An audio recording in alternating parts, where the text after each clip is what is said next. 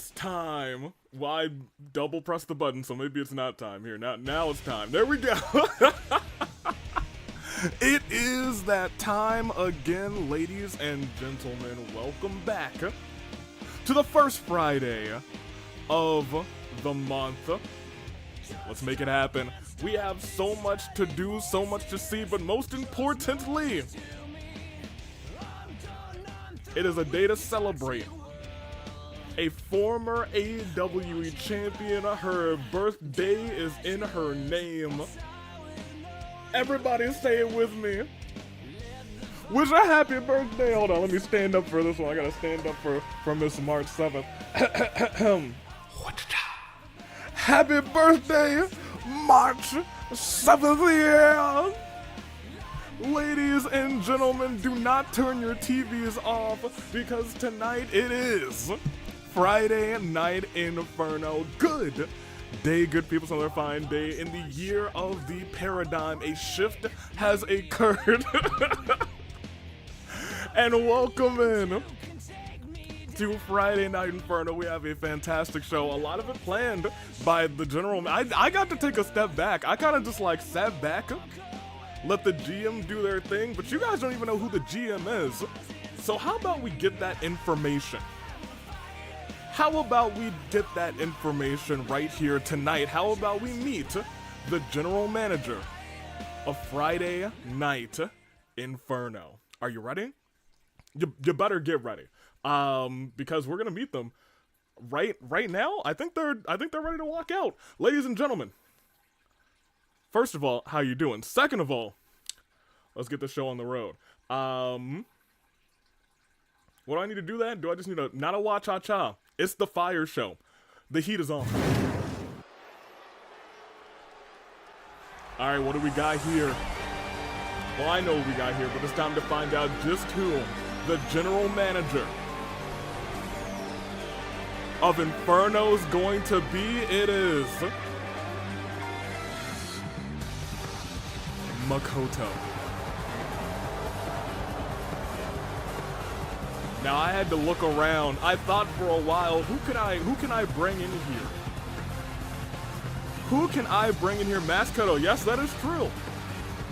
I thought to myself, who can I bring in here? Someone who, you know, I don't potentially fully agree with in terms of the things that they do, but someone who I know will protect this place with everything that they've got. At least I hope so.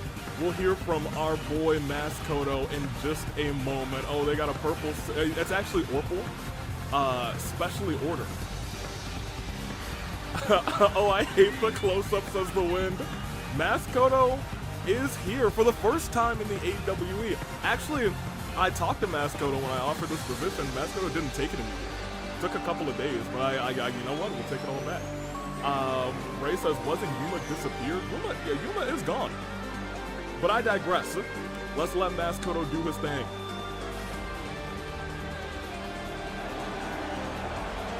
Makoto on the ready. You know what? He's a dapper guy. Big fan, dapper guy you love to see.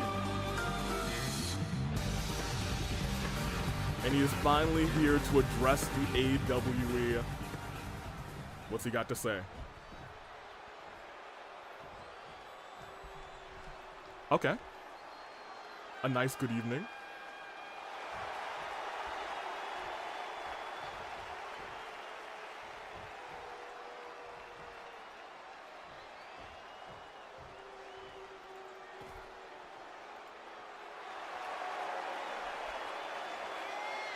See, guys, he loves this show.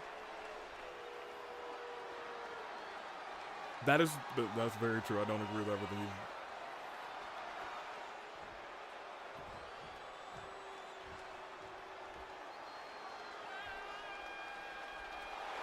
My boy, okay, that's fine.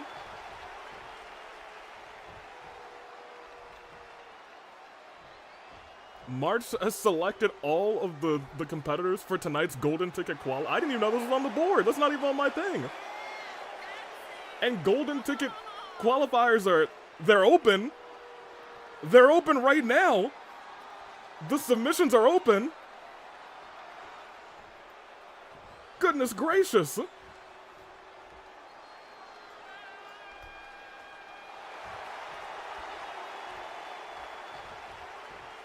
Hey, what does he mean by, wait, like right now, right? Like I shouldn't have been setting up the match card for, well, who's gonna be in this match? I got no idea.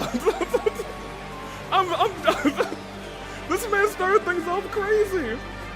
Are they coming out now? They are? Flame us over. Oh gosh, I gotta set everything up. Oh man, poor communication. Oh god. I don't even know who's in this match. I gotta wait for you guys. I don't know who's in this match. The following is a triple threat. Extreme. March has selected Making our way to the ring from Osaka, Japan. Miss Mahiru. Well, I guess the winner of this it's a golden ticket qualifier. Out of nowhere, let's get it on. All right, Miss Mahiru, you're up. Let me get to Twitch too, because I gotta be quick about this. I had no idea. Like, he makes the matches, that's fine, but I guess he kept that one really close to vest. Golden ticket qualifier, Miss Mahiru. Set that to 5 minutes. I'm really at a loss. This is kind of crazy. Mahiru, I don't know if it's ever competed in the AWE. It's her first time. March brought her in saying, I'd like my fellow camera homie Mahiru to compete tonight, and competing, it could immediately make a big splash. Imagine Mahiru wins this match. Who would have thunk? Big stick Mahiru finally, yo. It's real, we've achieved it. Big stick Mahiru's no longer a meme. Her dreams are no longer memes. But I gotta pay attention because I really don't know who's in this match.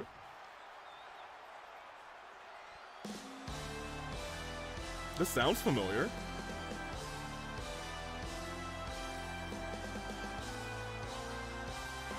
And her opponents, first from Oh my gosh! Charlotte? That's our girl Charlie! Goodness gracious! Well, now I gotta go over here too. Charlie, y'all, it is the greatest picture taker and reporter of all time in Fontaine. Charlie is here. Are we gonna go 3 for 3 for camera people? Another ice photographer? March must have seen that. They must have bonded over being pink-haired ice photographers. And lo and behold, Charlotte's here. Who would have thunk? Photography battle of the ages. For real, for real. Hey guys, welcome in Sharmila. A lot of people I don't think have ever been here before. Yeah, Charlie is, my hero is like maybe Mahiru sneaked into like one of the earlier AWE things. I don't know. I'm just as like, I know just as much about the olden days as you guys, for real, for real. Is this 2K25? No, this is 2K24. It takes a long time to get everybody over. And Charlie is here for the first time. For the first time. Wait, is the third girl a photographer too? Judging by like how this has gone, I would think so. That would be my guess if I were a gambling man. And I do love to gamble a little bit. We would see. I didn't pick these competitors. It was all March. So we'll see how it all plays out. I heard she took sus picks. Hey, who hasn't taken a sus pick before? Hopefully most of us, actually. All right, who else do we got?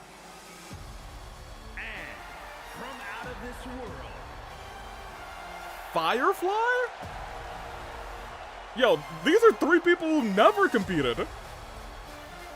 I don't think anyone here has ever competed in the AWE.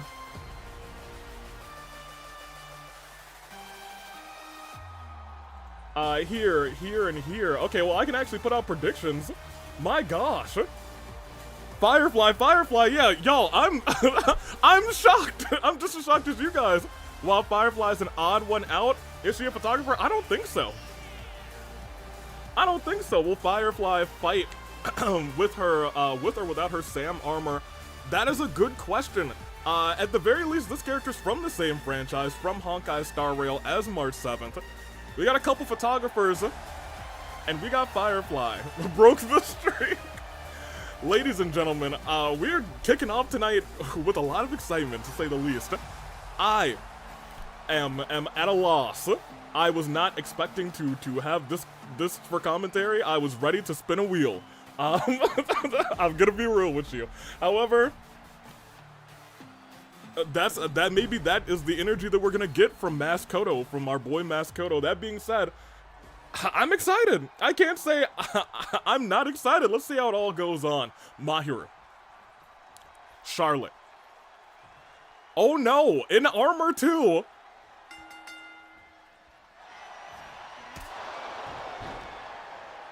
Well, all right then. Ladies and gentlemen, we sure enough have ourselves an interesting match on our hands. Reverse DDT. Mahiru getting dragged by Charlotte's triple threat rules. Golden ticket qualifiers are elimination, so I believe this match is elimination as well. Unless Makoto changed that script on me too. As this night goes on, Firefly, big heavy shots to Mahiru, but Mahiru with the reversal. Charlie, big sweeping arm drag. And a drop kick. Firefly off the ropes. Ooh, just barely caught Mahiru with a punch to the back of that. Mahiru gets right back up afterwards, and Charlie's trying to focus on the Firefly. Firefly seems to be low-key terrifying. Big Russian leg sweep. Mahiru turning things around. Charlie gets dropped. And then Charlie doesn't go back in the ring, instead focuses on Firefly. In fact, no, I think Charlie's just focusing on everybody. Voted Mahiru. Yesterday I downloaded 2K25, only realized today I brought the normal version in, which is released next week. Oh, dang, Sharmila. I haven't played a ton of 2K25 because I worked today. I worked today, you know. But from what I did play during my lunch and a break that I took, it was pretty good. It was pretty good. I experienced no crashes. I'm still testing out save swapping capabilities. I did one successful save swap. I'd like to do like 2 or 3 more before I'm like, all right, you know, maybe we can have a little good time with 2K25. Heads crashing together. Firefly dragging Mahiru. There's a trash can in play. Charlie. Wait, and Charlie's honestly, I was gonna say, really the only one who's taking any big damage in this match. Both Firefly and Mahiru essentially completely fresh. But that could all change with a sledgehammer right to the back, and Charlie's cleaning house now. She said, sledgehammer, don't mind if I do. That's 1, that's 2. Can you imagine? And a drop kick right to Charlie. Can you imagine if that would have been the end of the road for Mahiru in her debut match? And here's the thing, it's all of their debut matches.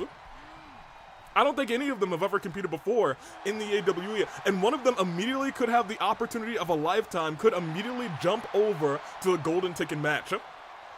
Slam down. And an elbow right to the heart. Rubbing the face onto the mat. And an elbow to the back. Turned around. No, not turned around. Yeah, what is Charlie thinking here? I think Charlie thinking, I gotta get some good damage in. Mahiru's the only person who hasn't taken any body, head, arm, leg damage. And Charlie might be in danger because of it, alone in the ring with the woman in Sam armor. Taken down. Roll through. Mahiru sneaks from behind. Firefly with a reversal. Oh my gosh! I think the elbow of Charlie caught Mahiru as she was running into the corner, and now things are evening out, but they could be changing in a moment's notice as Charlie goes down back first onto the armored knee of Firefly. Firefly getting dragged to the corner. Head first in the corner. Our general manager, Makoto, set this match up. Into the corner again. And look at this, Charlie's firing on everybody. Hands left and right on everybody. And a Hurricane Rana. Mahiru misses wildly with that clothesline. Charlie, I think, thinking, I might need a little bit more to even this match up. I may need, oh no. What Mahiru may need is a medic after this. No reversal. Mahiru's kind of cooking in this fight. Goes under. Drop toe hold. Goes for a pinfall. I don't know if that's going to be enough just after a drop toe hold. 1, 2. Oh. Hey. She did get a 2. The two photographers staring each other down. I believe in Firefly's story, she did take a very important picture to her as well. Tossed. Some may say it was in a dream, though. Kick to the back. Oh, Charlie gets turned around, and Charlie might be getting taken down with a stomp. But Mahiru tried to take advantage, and I think that might have interrupted the pin incidentally. Mahiru tried to go for a spear, and Firefly walked through it. Leg sweep again. Charlie is lucky to have survived thanks to Mahiru, and Mahiru again reversing Firefly. Big signature reversal this time, and Charlie, glorious DDT. Mahiru could be out cold, and she's looking to even things out a little bit more, going for the pinfall on Mahiru. That's 1. That's 2. Kicked out, didn't have resiliency is the important question. Charlie dueling it out with Firefly. This is starting to pick up the pace in this matchup as she's tossing the corner.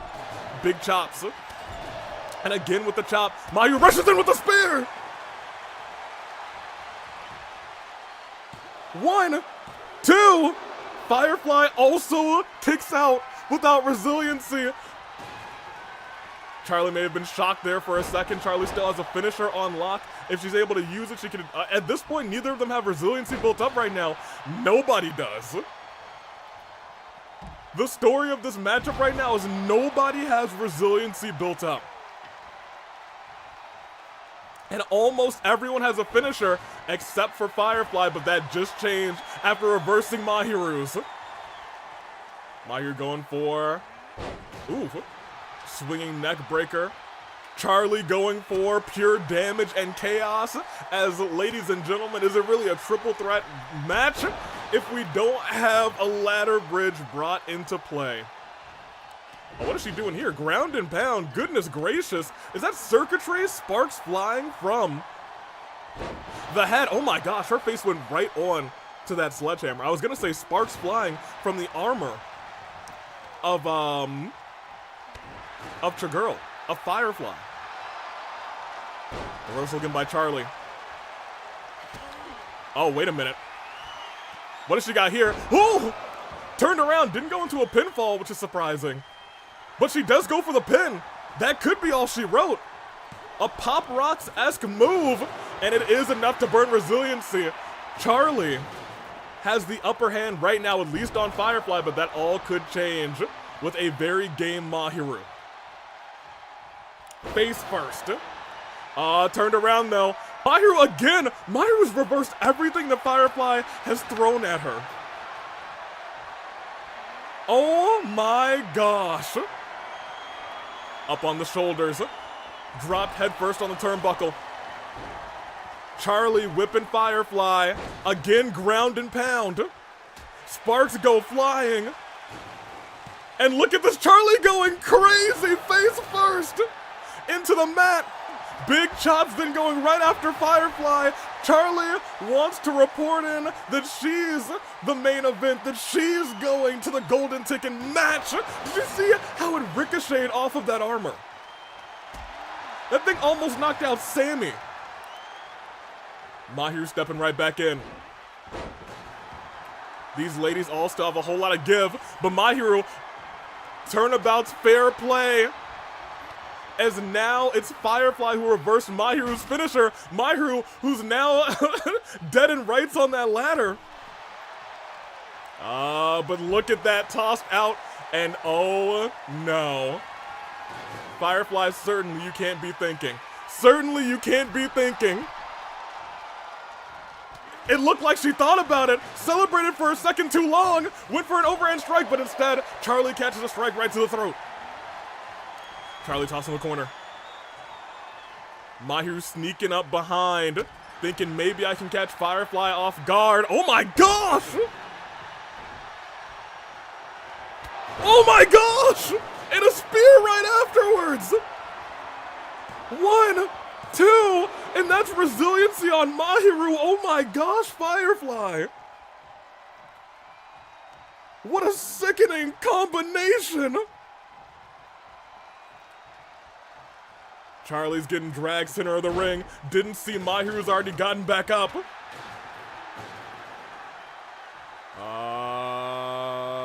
Stare down.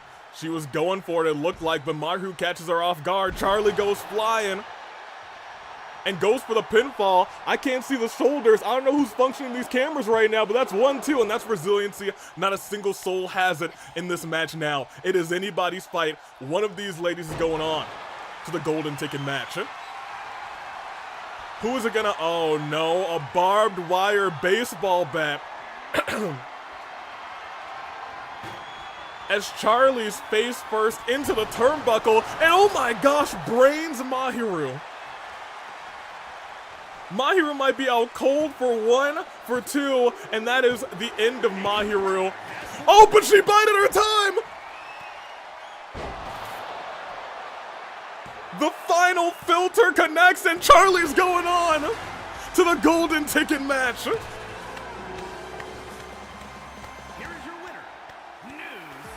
My gosh. At a moment, it looked like it was gonna be all Firefly, but she turned right around, and Charlie takes the win. Solid match to start. I was gonna say, they had a good match. The 3 of them. Let me see, Watcher is the cameraman. Last I remember, you gotta get better at that, Watcher. Oh, she won. Yep, Charlie took the W. Good for her. A lot of 0s out of 1. So y'all should have believed in Charlie. I'll be real, I didn't believe in Charlie for a little bit either.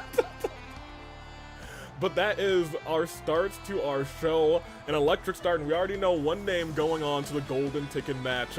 Let me manage this prediction on the other side real quick. It was indeed Charlotte. Charlie, congratulations.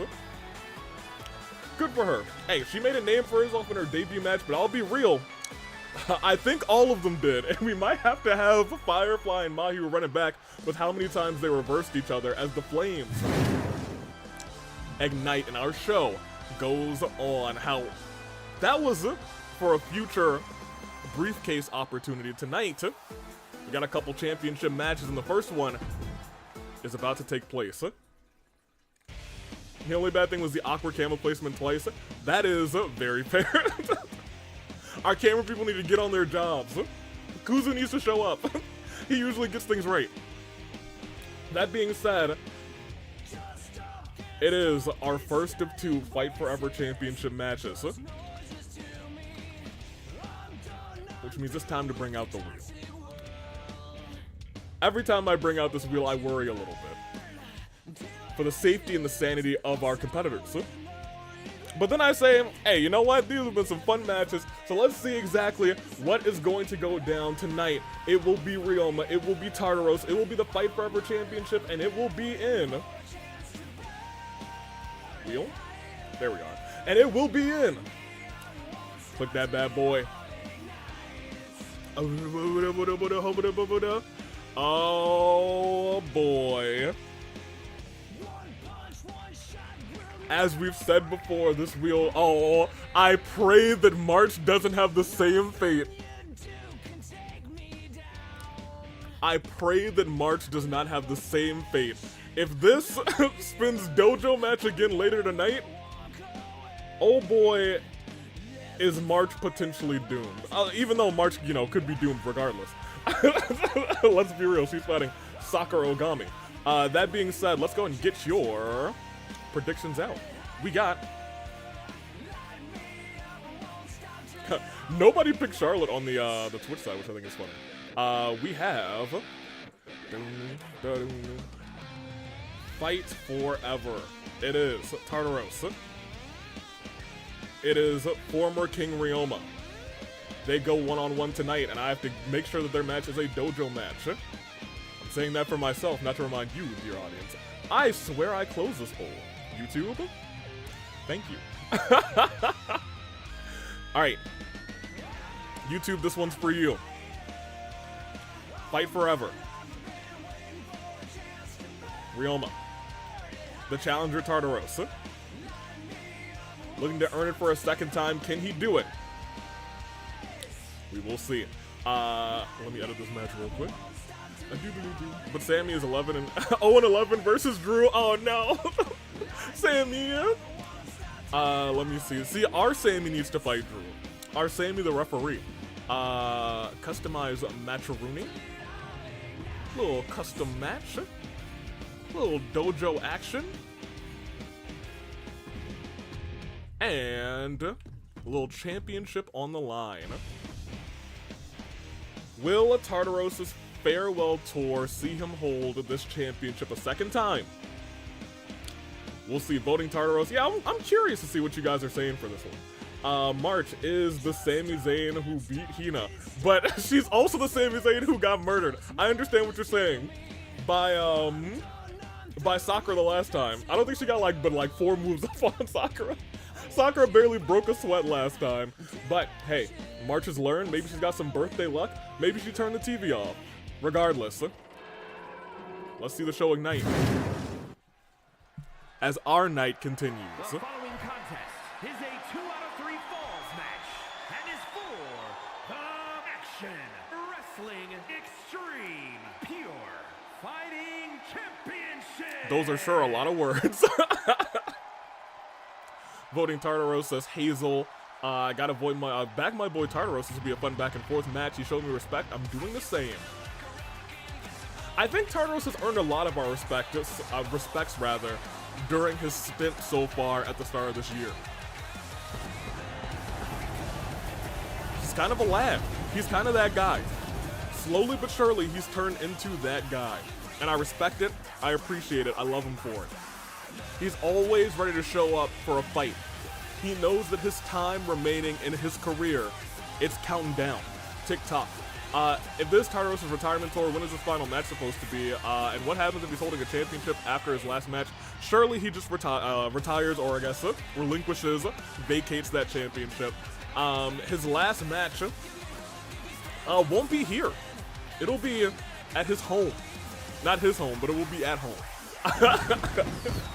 For right now, Tartaros is competing here to have a good time. Maybe help. Hopefully nobody viciously injures him on his retirement tour. That would suck. Not saying that that's gonna happen tonight. That would be awful.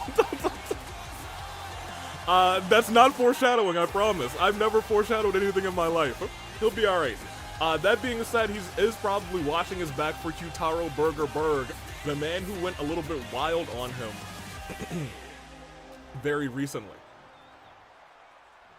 But I'm sure our general manager is handling that situation. Because out comes...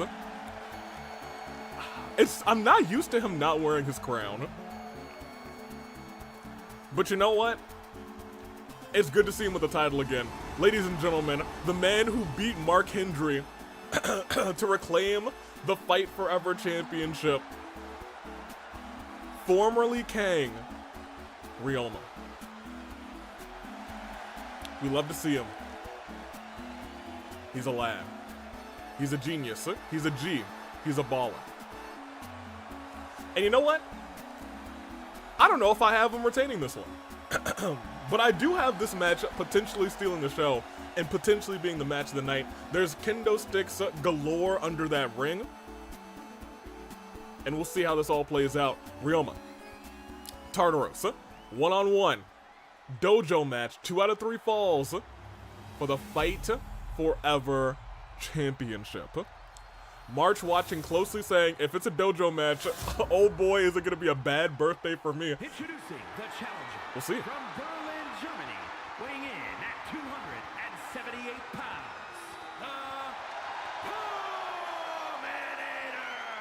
the Tartaros. Explosive strength to a T.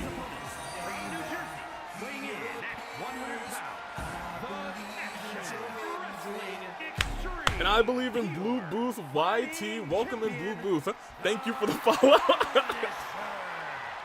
Hey, never forget Joe Hendry can just suddenly appear sometimes.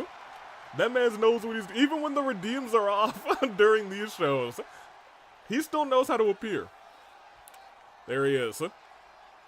How you doing? Blue Booth, was that correct? Let me also double check, because I was just reading off of the screen, not off of Twitch. Hit. Yes, Blue Booth, how are you doing? Hope you're having a fantastic Friday. We're here live for Friday Night Inferno. Not the last Inferno in 2K24, but one of the last ones. You know, I guess it's kind of the countdown. We probably only have 3 more Infernos in 2024. Haven't slept in nearly 2 weeks. Oh no! Get some sleep. As this match begins, Ryoma takes a shot right to the back of the neck. Tartaros means business. Still probably not too happy after being attacked by Q-Taro Mr. Burger Berg as a powerbomb to the small man. Tartaros could easily sweep this. Can you imagine if that were the case? Ryoma clearly not looking to make that happen, jumps out of the ring, and doesn't even let Tartaros get a chance to use that, but suffers a headbutt because of it. Sammy has to roll out of the ring to watch this action because it is falls count anywhere. We know dojo match, oh my gosh! Nearly goes to the table. May have been worse just to see his legs slide onto that table. Goodness gracious. Haven't played since WWE 2K29 Deluxe Edition. Those were the days. 2K29, right before 2K20. 2K20, we don't like to talk about that one. But 2K19, rather. I said 2K29. I'm tripping. 2K19 was a very good game. That was the, who was on the cover of that? Was that the AJ Styles one? Whichever one that was. 2K19, not 29. I'm going to do it again. Very good addition to the game. This one's pretty good. It has its bugs, but they all do. Pin. 1. Not even 1. Ryoma kicks out. Tartaros looking to reclaim that gold that he lost in that gauntlet match. The gauntlet eliminator match. Big knee. Up in the sky. Ryoma goes face first onto that kendo stick. Y'all, Tartaros is cleaning up. My gosh. Imagine if 2K29 became the greatest WWE game to ever exist. Hey, I'm waiting for it. I think at this trajectory, there is a real chance. Because the games have been getting better, and they've only been making, like, minor changes. My gosh! Oh, man, Ryoma might be out cold. 1, 2. Kicked out without resiliency. He needed to. Ryoma has to do something to come back from this. If this move hits, and it doesn't. We said he had to do something, and that's exactly what he did. Ryoma reverses that finisher. Realizes his championship is in immediate danger now. Ryoma getting tossed into the... tossing Tartaros into the table. And Tartaros goes back first. And we know his back is a little hurty. He's got a little weaker back than usual. And out of nowhere, this early on, long ways to go, directly into the pinfall. Sammy crawls. 1, 2. He had no resiliency. He had to kick out. He had to kick out.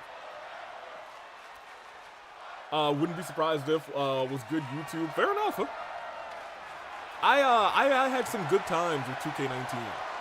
That's before I was like actually putting WWE 2K content on the channel, but one of my favorites. Huh?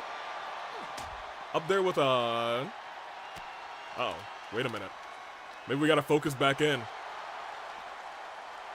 Ryoma has a signature built up.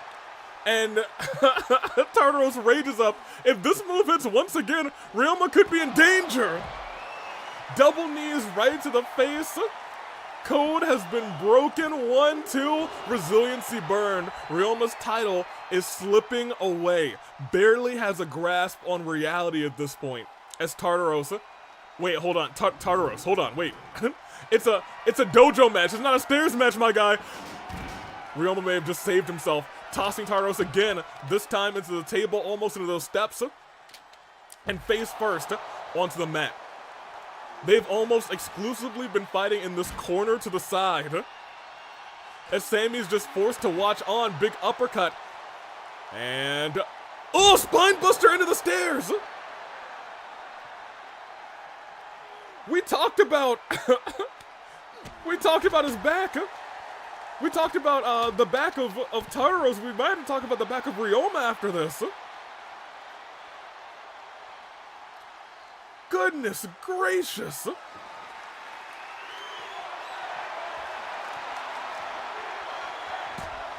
Big clothesline. Lifted right back up. Tartaros tossing the former Kang into the stairs and goes for the pin. This might be over already. He might have just swept the Kang. Did he do it? 1, 2. First fall. Do keep in mind it's 2 out of 3 falls in a dojo match. Ryoma has a saving grace because of that, but man, we all sat on the edge of our seats like, is it gonna be over already? Sweeping the leg. Tartaros looking to make this 2 falls easy. Is he about to do that? Oh, is he going to get another? No, hold on. Get a kendo stick, my guy. You don't need the stairs. He got a kendo stick. Whew. He's taking the long way around, building up some momentum, and then his stamina's down, so he's got to slow it down. He was like, I'm too old for this. Ryoma, however, he's got the speed, he's got the agility, able to stop the kendo stick strike, and a big combination, rocking Tartaros. Goes for a shot to the small of the bag. No, went for the legs, and again to the knee, and again, this time to the arm. Tartaros stands up. Oh, and out of nowhere, walked into, long ways to go on the outside again. That's 1, that's 2, that's resiliency. Ryoma has a chance. The whole first part of this match was all Tartaros, but now Ryoma has an opportunity. He sees the door is open. Oh, now hold on. Wait a minute. Ryoma, you do know that it's a dojo match, right? That's not a kendo stick. That's a whole ladder, my guy. Ryoma. Oh, reversal. I think he was going for the signature. Tartaros reversed it. And oh my gosh, his hubris. Maybe his downfall as he goes face jaw first onto the ladder. Tartaros sets him up. He's stunned. Ryoma can't do anything about it. We're about to see a new champion. Tartaros tired. Has to get to the pin quick. Ladies and gentlemen, count to infinity. That's it. 1, 2, and new Fight Forever champion. 2-time Fight Forever champion. Decimating King Ryoma.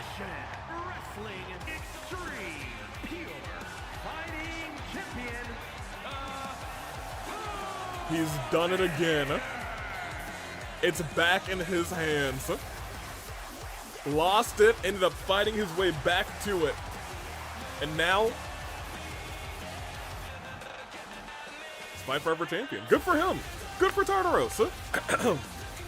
King Ryoma might have to go and reassess what he's got to do at this point because he just got decimated.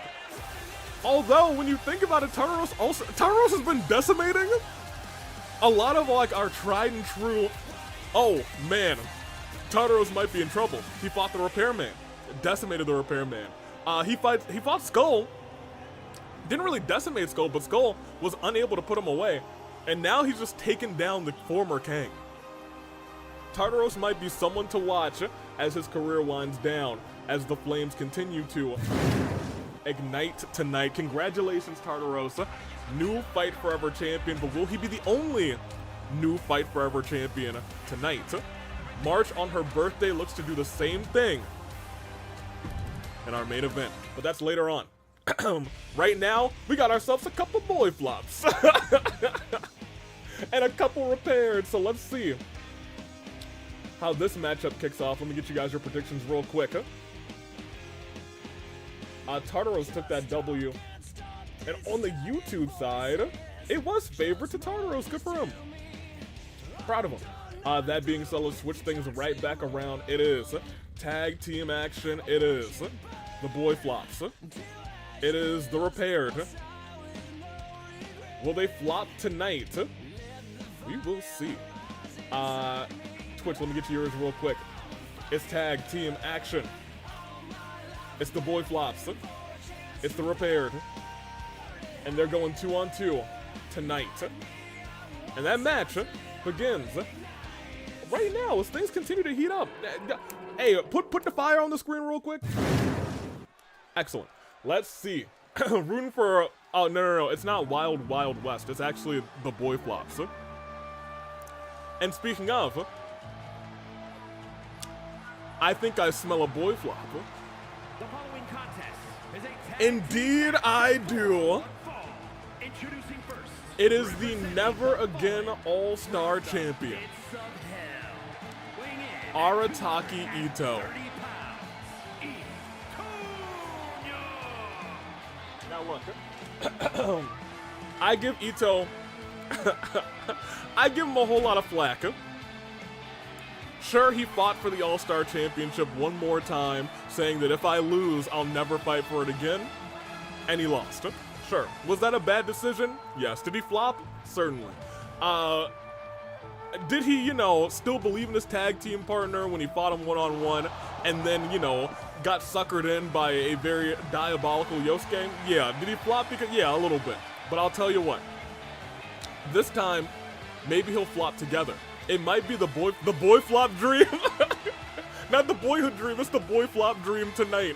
Can they come up on top against the Repaired? We will find out. Well, with one boy flop, we have another. And his partner, representing the Fallen from the Wild West. It is everybody's third favorite cowboy, 69 pounds. Cowboy Kevin. He's teaming up with Ito tonight. Last time they fought, they basically both got destroyed by Pai, who I guess a couple weeks later got destroyed by Uncle Iroh. We don't like to talk about that, though. I'm sure he'll be fine. Kevin. This tag team honestly needs a pretty decisive victory, or at least a pretty decisive showing. You can still look great in loss, but they gotta put up a fight. Are they gonna bring it tonight? Can they bring it tonight? We'll find out. I'm so confused. Why are you so confused? Let me know. Maybe I can unconfuse you. Tag team action as they're going up 2v2 against. And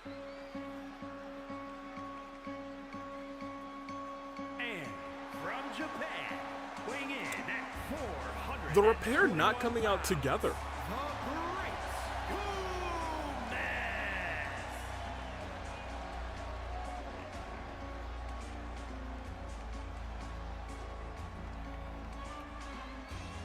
Skull and the Great Gozu not coming out together is fascinating. The Repairman's with Gozu, but them not coming out together is fascinating. Sure, I'm sure the Boyflops are still working on a tag team entrance together. They're a fairly new tag team, but we know the structure of the Repaired. We know the structure of this man's the Great Gozu, of the Repairman, of Skull. I'm not sure what this means for these three. Is it a tactical decision? I'm not sure. But the Great Gozu is in. Repairman by his side, and his partner for tonight, the fellow Repaired, Ryuji Sakamoto. It is Skull.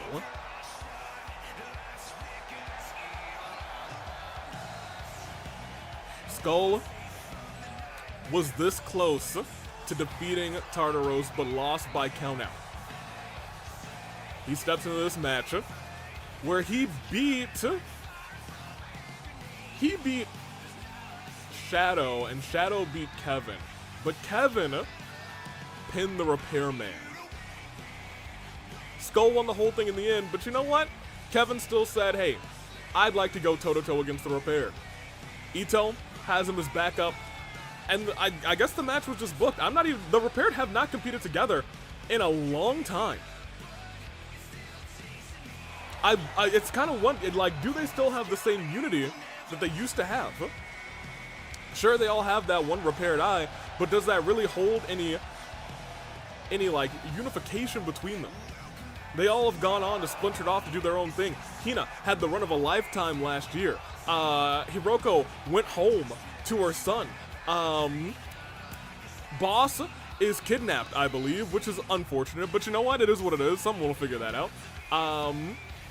And then we got the two boys here. Skull had become a champion, a Fight Forever champion, but the Great Gozu kind of has been really lost in the shuffle. Not for nothing.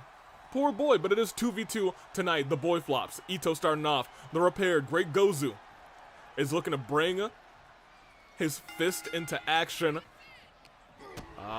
Kick to the midsection. I would say that these are the two powerhouses on this team, even though Ito, you know, he skips a couple of specific workout days. I think it's you can tell sometimes, but he's got some power in his own right. But the Great Gozu, that man's is a real beef house. He will tear you apart, and he might break your neck, especially with a neck breaker like that. Ito in action. If you let me go against, like, anybody in this match, I think I actually might pick Ito. Maybe I'd pick Kevin, actually. I think I would pick Kevin. I think I could definitely beat Kevin in a fight. I think I could generally beat Ito in a fight. Skull's got a bang-up knee, though.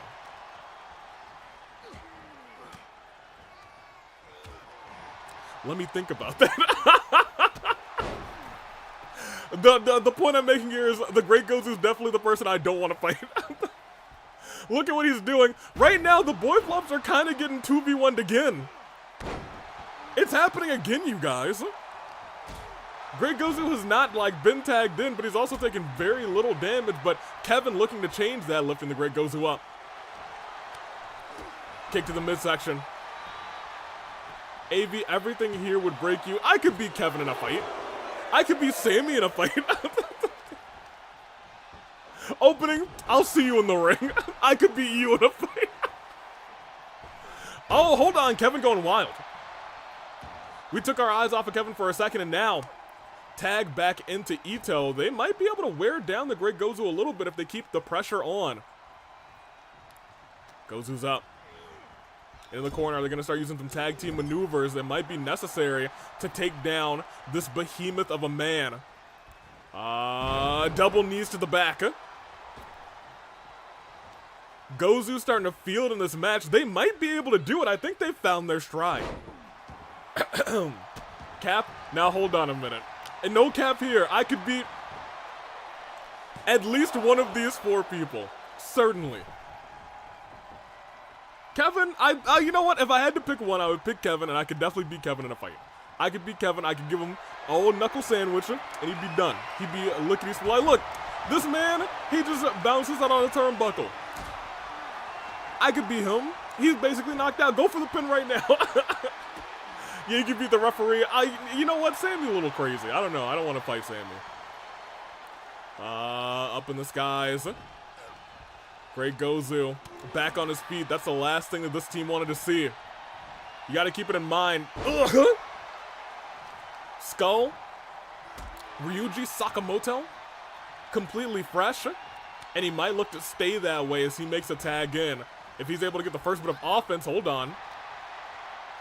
Wait just a second. We talked about him being completely fresh for so long. Still completely fresh. Still no moves done onto Skull. Is that going to stay the course? Over the top rope. Still no moves. Still no moves, the reversal. Skull on the top rope. If he hits this move. He does! Elbow drop to the back. Goes for the pin. Is Skull gonna win this with no damage? 0% damage. Broken up by Ito. Oh, he's going back up, baby. He's going back up. If this thing hits, it could be the end of Kevin. Lifts him right back up. Big chops. 0% damage dream is over. Skull's taking a hit. You hate to see you guys. The dream is dead. But Kevin might be as well. Out of the corner, Alabama slam. Then goes right after Ito too, and into the pinfall, knowing that Ito can't break it up. Is this going to be resiliency from Kevin? It is. That it is. Sweeping the leg. Honestly, at this point, their best bet might be to try and get the Great Gozu back in, because Skull's been cooking up on the top rope. Oh, climbed all the way up. Ooh, goodness gracious. His boy is bouncy. At the very least, that's what we can say about Kevin. Boy is bouncy. And now they're using tag team maneuvers. And we gotta point out, he's kind of healed himself up. He hasn't taken that much damage either. Now hold on a minute. Could they be thinking at this point, oh my gosh! Ito went diving. Skull stepped out of the way and he flopped, but Kevin making sure he doesn't get back in the ring. Part of me thinks, are they trying to win this thing by countout instead? Knowing that this team may be better than them, knowing that maybe they can't beat this team, maybe they can be faster than this team, as the combination connects, DDT! Onto the mat, we're at a count of 5. Ito has a signature if he hits it. He might not have to hit it. Elbows into the gut. Skull realizing it's a count of 7. Skull's gonna win this by count out. Or maybe they'll both be counted out. We're at a count of 9. We're at a count of 9. Skull, you gotta get back in. He did it. He embarrassed the... No, he didn't. He said, I could have won this match, but I'm not winning like that. And drags Kevin back in. Turns him around. Skull crushing finale. 1, 2. Yo, that's crazy. That's the worst manners I've ever seen. Could have won by countout, then stepped right back in saying, I could have won this. The whole world knows I could have won this now. Goodness gracious. The Boyflops may have just gotten embarrassed by Skull. They both are down resiliency. They're making a tag. What do they got going on here? Oh my gosh, wait a minute. Hurricane Run into a powerbomb, wait a minute. Kevin has a finisher. If he's able to hit it, they could start to turn this thing around. Wrench in the arm. Looked like old school, but instead was like an old school deep arm drag. Stomp to the elbow. Off the ropes moonsault. Skull stunned. Oh, Grey Gozu had to come in and help. Grey Gozu had to come in and help. And Grey Gozu, you gotta get out of the ring. A count of 5 and you're disqualified. Grey Gozu, you gotta get back out. For a second, Mans was seeing red. He said, I'm gonna kill that Kevin guy. Grey Gozu up on the apron. Could make a tag. Skull wasn't quite close enough. Skull able to get the reversal there though. Bold of him to do moves in the opposite corner. Right to the nose. Still doesn't go for the tag, instead goes for a powerbomb. At this point, really any any move could win them this match. Down. Oh my gosh. Skull got too cocky. He got too cocky. Kevin's calling for it. He's calling for a lot of things. He called for too much. He called and beeped if he wanted to reach, but they did not page him, and it was not okay. And because of it, wait a minute. I was gonna say because of it, his arm. Oh my gosh. Oh gosh, his arm's broken. Oh, they don't bend like that. Oh. Nasty. Again tossed in the corner. Gozu sending Kevin away. Wait, he's so big and he's still able to do that? Stomp to the back of Kevin. Gozu heads to make another no, what? I'm sorry, what? No, hold on. Gozu, don't do it to him, frog splat. Oh, he missed. We talk about the boys flopping over there, but let's talk about Grey Gozu. Man went for a frog splash. It looks like his head may have connected, but his head also definitely connected with the mat. He might be groggy at this point. Steps out of the way. Kevin realizing this could be his opportunity. Heavy-handed shot to the head of the Grey Gozu. Gozu trying to get his head together. Kind of a salty tag there by Kevin to Ito. Maybe saying, Ito, pull your weight. Oh, and he's pulling it now. Oh my gosh, into the pinfall. German, look at the bridge. 1. Y'all, it's just 1. Y'all, it's just 1. He's marking the ground right in front of the Great Gozu. And goes for a low drop kick. Gozu rolls out of the way. Ito struggling to stand back up. Getting dragged over to the ropes. Ito with a reversal. Trying so hard not to flop. Is he gonna be able to do it? Kick to the knee. German soon. No, yes. Backflip into a German. His feet got caught on the ropes. Why is he didn't go for the pin after that? Because that would have been a rope break and a half. Trying to take off the shoes of the great Gozu. Trying to reveal his toes on the internet. That's the worst finisher of all time. Kick. Gozu said, nah. Internet ain't getting my toes for free. And he goes flying. The massive mountain of a man crashes into Ito. Went for I think the finisher there. And got reversed. It could be Ito's moment. Or he might go face first into the barricade. Yeah, that makes more sense. Certainly makes more sense. And Kevin's down too. Ito's gonna have to do this all on his own.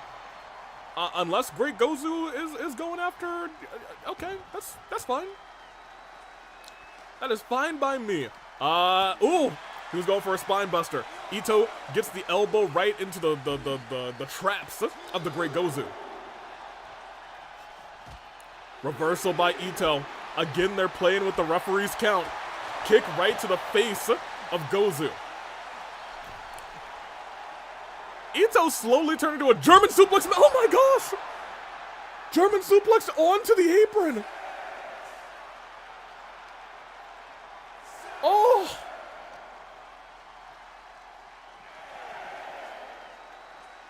Ito, what are you doing?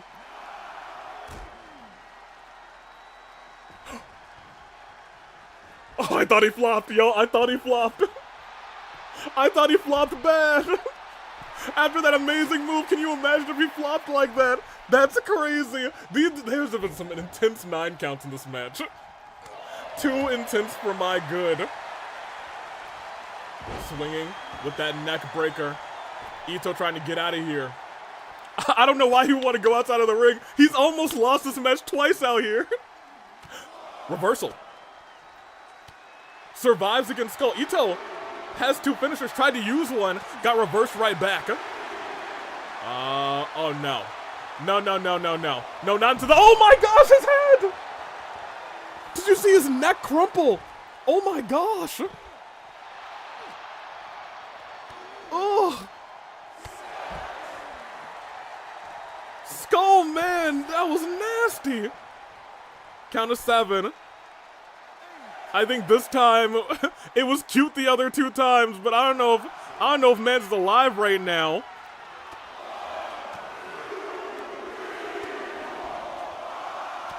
He made it? Wait, he made it? That's crazy. I don't think Skull knew that he made it. I don't think Skull knew that he made it. What has this match been? We've had like 3 crazy 9 counts. And a cheeky roll-up might be how it all ends. 1, 2, and that is the match. Oh my gosh! Yo, what did we just watch? What was this?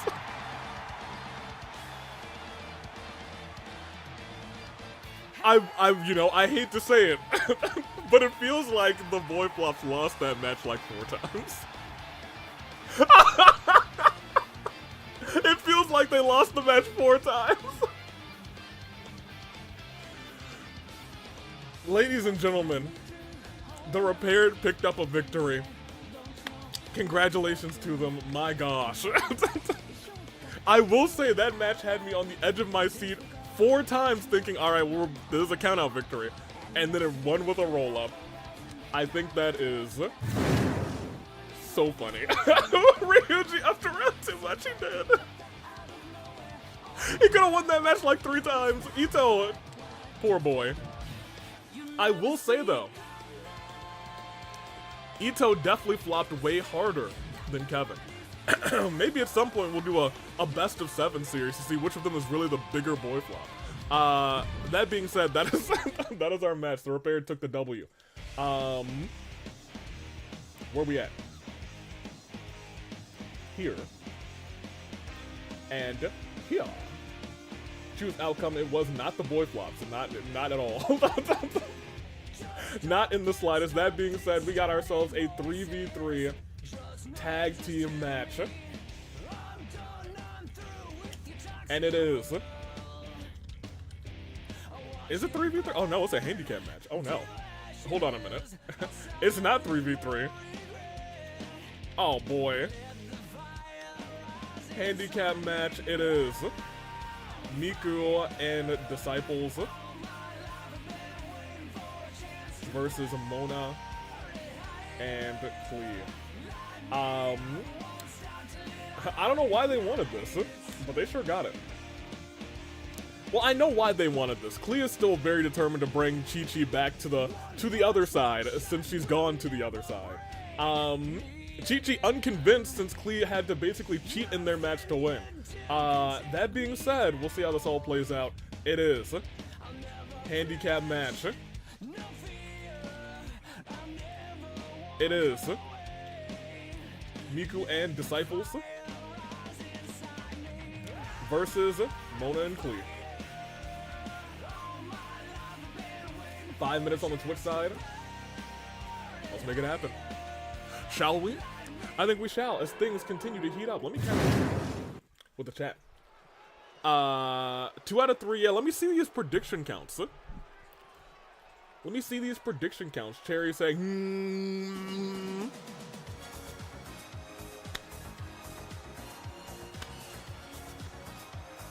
I've got apologies to make. Who do you have to apologize to? Tell the world. Oh, I got a quesadilla. Alright, while they get themselves together. I got a quesadilla right here. And you know what's better than watching a wrestling matchup? Watching a wrestling matchup with a quesadilla. Oh man. On the way to the ring. Alright. The Disciples. Whew. That's a hefty quesadilla. A big fan. Alright. Put that right there. Alright, let me see. Miku and company, they sure exist.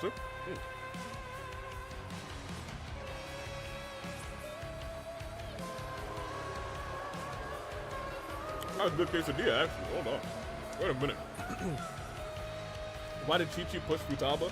Maybe telling Futaba to get her head in the game.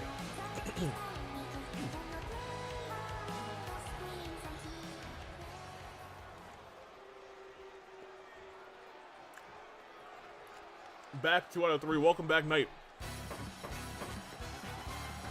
I got a quesadilla.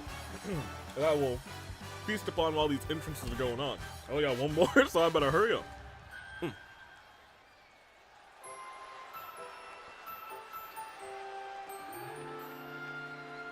Why is Futaba a disciple? I don't know. Futaba.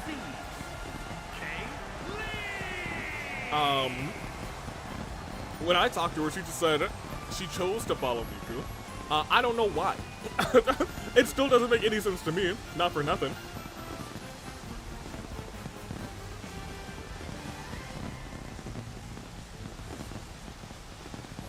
It doesn't make sense to me that these two couldn't find a third partner. Like, for real. Like, I'm sure dozens of people would have been like, yeah, I'll team up with Klee and Mondo. Dozens of people would have been fine with this.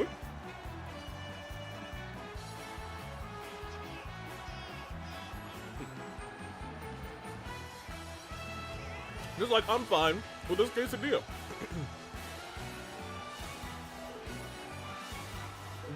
Wait, this is handicap? Yeah, they couldn't find a partner. Apparently. Or maybe they just didn't want a partner? She didn't tell me she needed help. I'd help her in a heartbeat. I mean, nothing's stopping you from getting out there.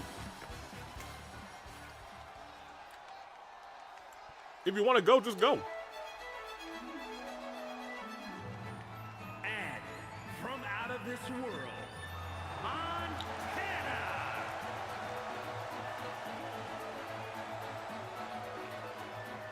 I'm sure a third person will appear last minute. That would be for the best. Not for nothing.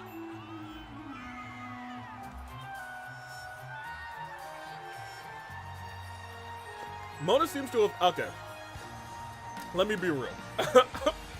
1,000,000%. It makes 1,000,000% so much sense why Miku would be targeting Mona. A lot of this, I know Mona's fault. They used to be tag team partners. Mona did this whole thing, and everything went crazy.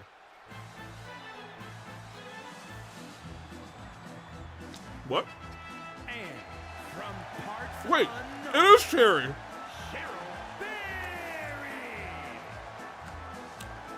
There was a handicap match.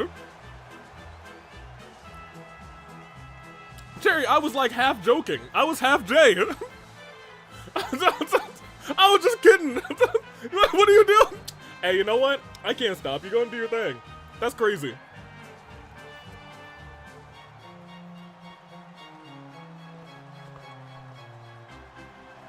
Hey, but at least put the cameraman down. What you doing?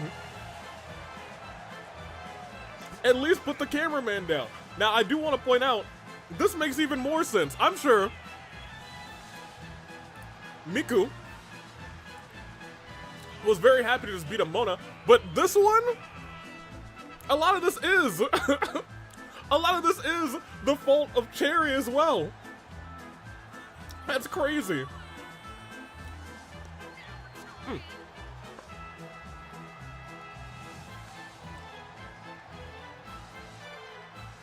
At this point, I'm sure Mona's surprised. I'm almost done my quesadilla. I should probably just finish. I will say, Mona probably surprised at this development, was ready to fight a handicap match, but I'm sure is happy to have the support of Cherry, who literally just said, I can try, and showed up backstage. Probably just told the people to hit her music, and there she is. Who would have thunk? We have a 3v3, and it's starting now. Klee starting off against Miku, not the two that I thought would start off. Maybe they're focused on not giving Miku what she wants. Is it a fight against Mondo? Maybe it's a fight against Cherry. Maybe this is one step further. Maybe they kept Cherry a secret so nobody would attack Cherry backstage, though Cherry seemed to not know they would know.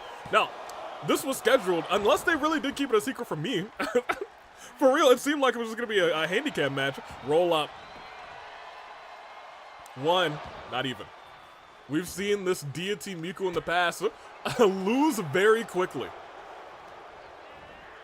In the corner. And what? Oh, hold on. Look at this. Oh, rolled up. Didn't go for the pinfall. Just went for some damage. Klee is hurting a little bit as the tag's been made. And look at these two. Former tag team partners. Former friends. I don't want to call them bitter enemies. But every hit from Chi-Chi hurts Klee. Not physically, but mentally and emotionally as Cherry steps in to break things up, saying, yo, hold on a minute. Klee's in so much trouble. When did Mona come in? Klee's literally just fighting alone right now. What happened? You gotta make a tag, girl. Tag made to Mona, my gosh. Klee realizing I want to bring her back, but fighting her is gonna hurt. It's gonna hurt real bad. In the Tree of Woe position. Quesadilla position in my hand. Wait, hold on, Mo, what are you doing?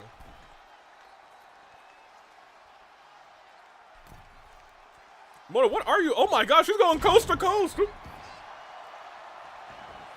My gosh.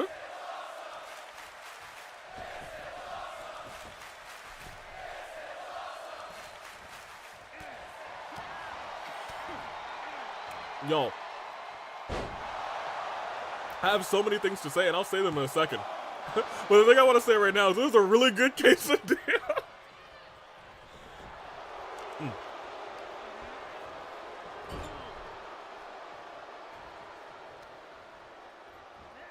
Alright, let me finish this last bite of quesadilla real quick.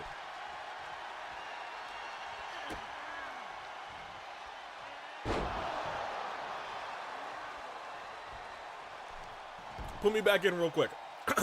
This was supposed to be a handicap elimination match. But I guess it's probably turned into a 3v3 elimination match instead.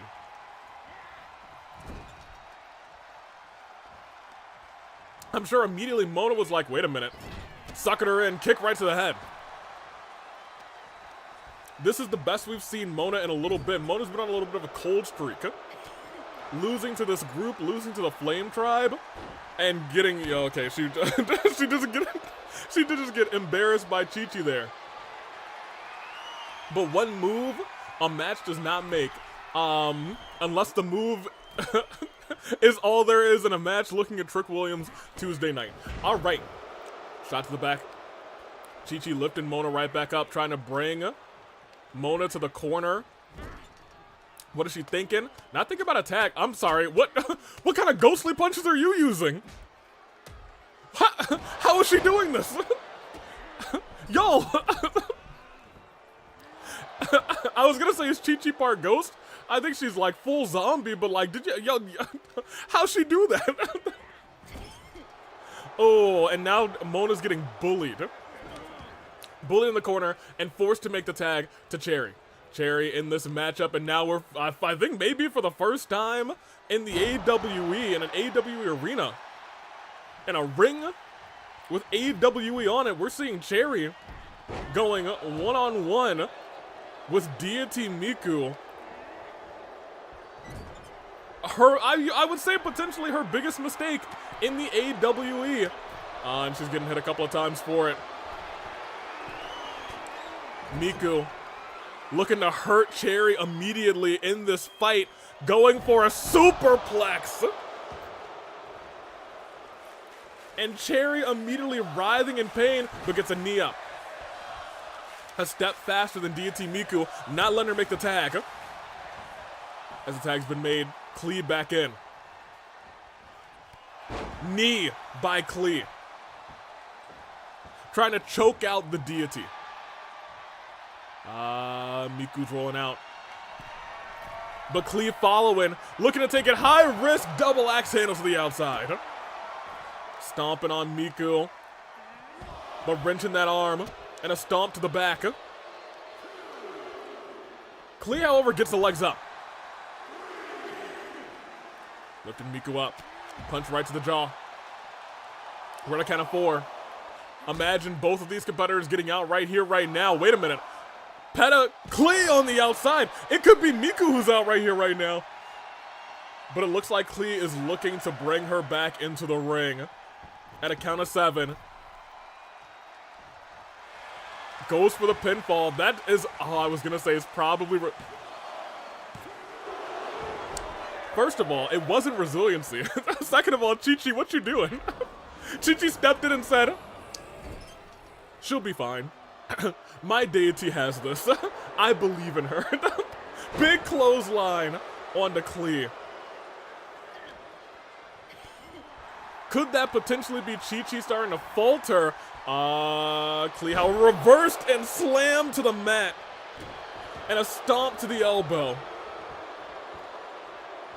Goodness gracious. Toss to the corner. What are you thinking here? Punch right to the nose. Klee down. Are we sure Chi-Chi isn't just pretending to be a part of them? I don't know. Chi-Chi is actually the one that I have not talked to. I have not been able to get a word out of Chi-Chi when it comes to this group, as a tag's been made to Futaba. Chi-Chi forced to watch as her former friend goes crawling as Futaba's going one-on-one with Mona. Rolls. Drop kicked. And I was going to say Futaba, even though she started off injured, one of the freshest people in this fight besides Cherry. As Mona goes for the kicks. Futaba eats that Russian leg sweep, stands right back up. Mona, diversion with that clothesline, eating all this up, goes for the pinfall. 1, 2. You gotta remember, Futaba is injured. It takes a lot to kick out of that. Injured back. Not everyone is built like Rinka. Rinka Popper, oh my gosh, weeks with an injured back. Futaba is built like peanut brittle. Kicked out though. Mona stands right back up. Wailing away at Futaba, realizing this is definitely their weak link right now. Choking Futaba out. And a moonsault by Miss Mona, targeting those injured ribs. It may be exactly what this team needed to turn things around. Dragged to the corner. What is she thinking? We've seen her do this once and not reversed. Right into the glasses of Futaba. Roll through. Super kick right to the jaw. And the tag's been made. It is Chi-Chi. It is Cherry. It is Ghost versus Zombies. Who comes out on top between the two? Cherry reversing into the corner. Chi-Chi reversing right back. Forearm right to the face. And a shot to the gut, and another one turning her around, but a reversal much needed by Cherry. Big uppercut, but reversed right back by Chi-Chi. They know each other so well, I didn't think they would. What is Chi-Chi thinking here? Oh, if she wants to do this, she's gonna have to get through Mona to do it, and she goes over Mona and into Cherry. Oh my gosh.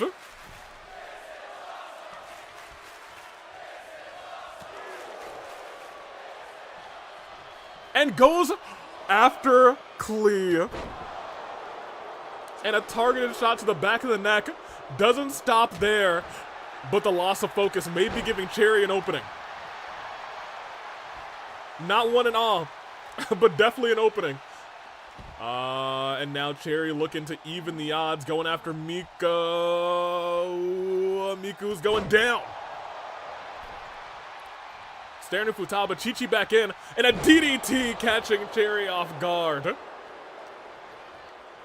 Into the corner again. What is Chi-Chi thinking? Maybe nothing after getting kicked like that. Double axe handle, and a shot to the back of the neck. This has turned into a brawl. Cherry, the moves aren't pretty, but they are effective. Just throwing limbs and throwing stomps. Not the most well-versed wrestler, but when it comes to a brawl, when it comes to being angry, when it comes to throwing hands, Cherry can potentially get the job done.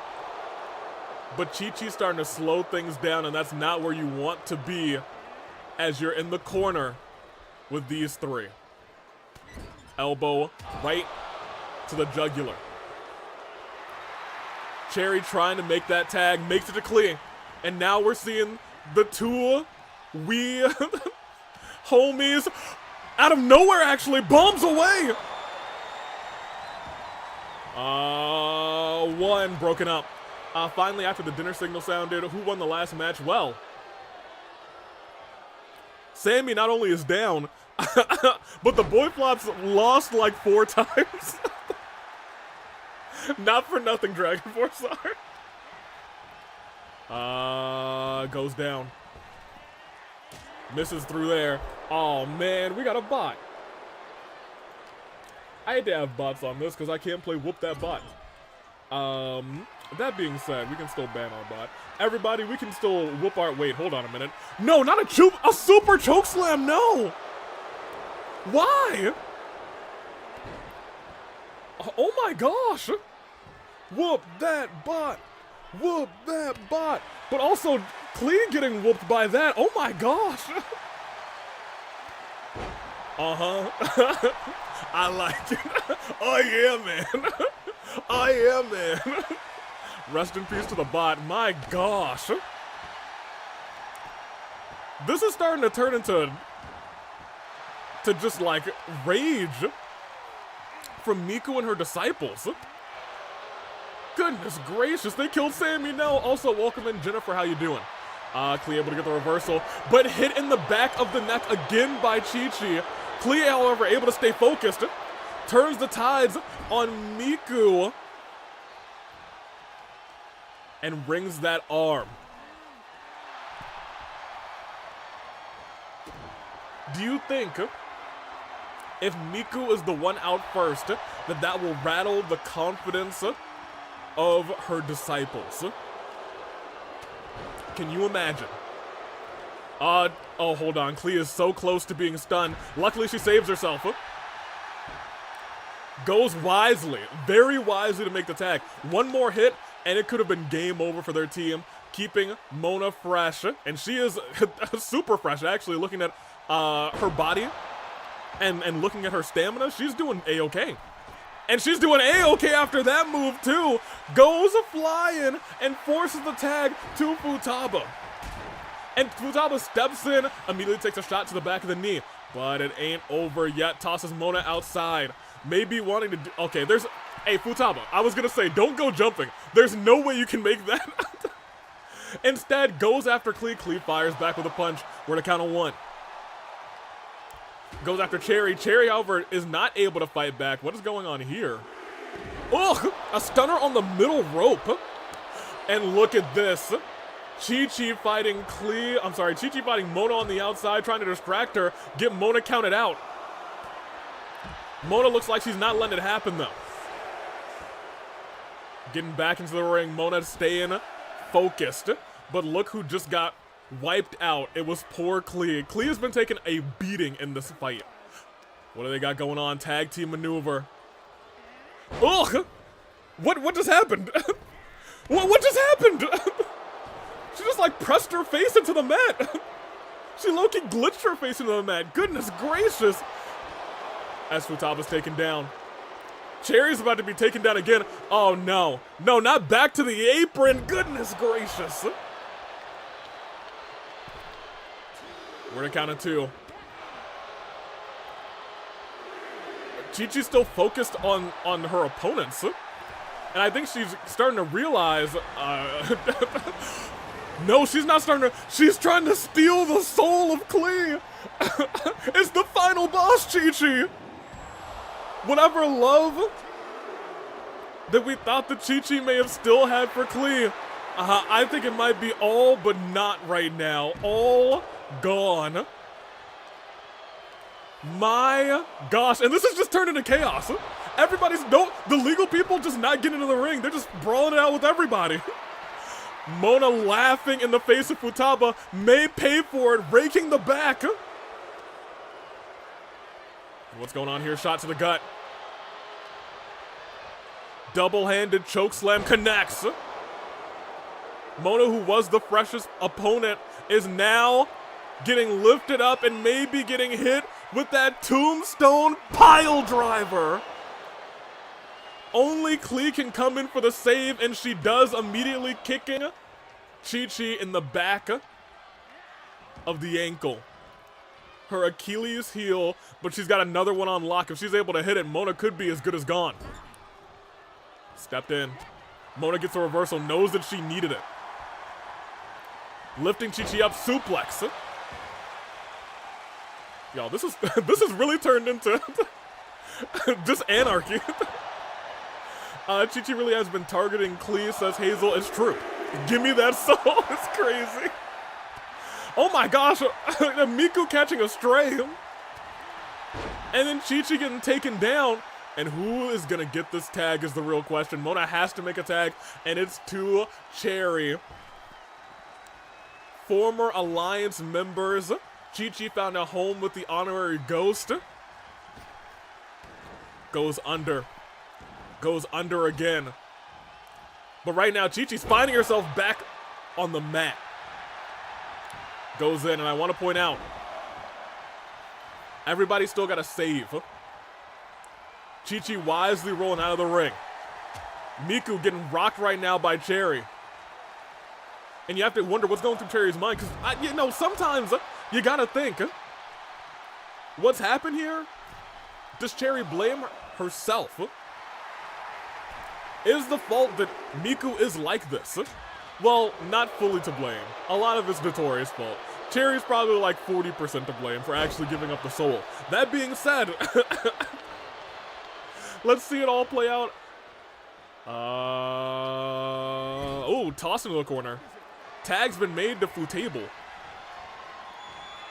What do they got going on here? Oh, that was the flying Futaba. That was a tag team finisher. Cherry just got hit with a spine buster flying Futaba combination. And Sammy's dead again. Wait, what? Oh my god, I thought it was a tombstone, but Cherry might be out.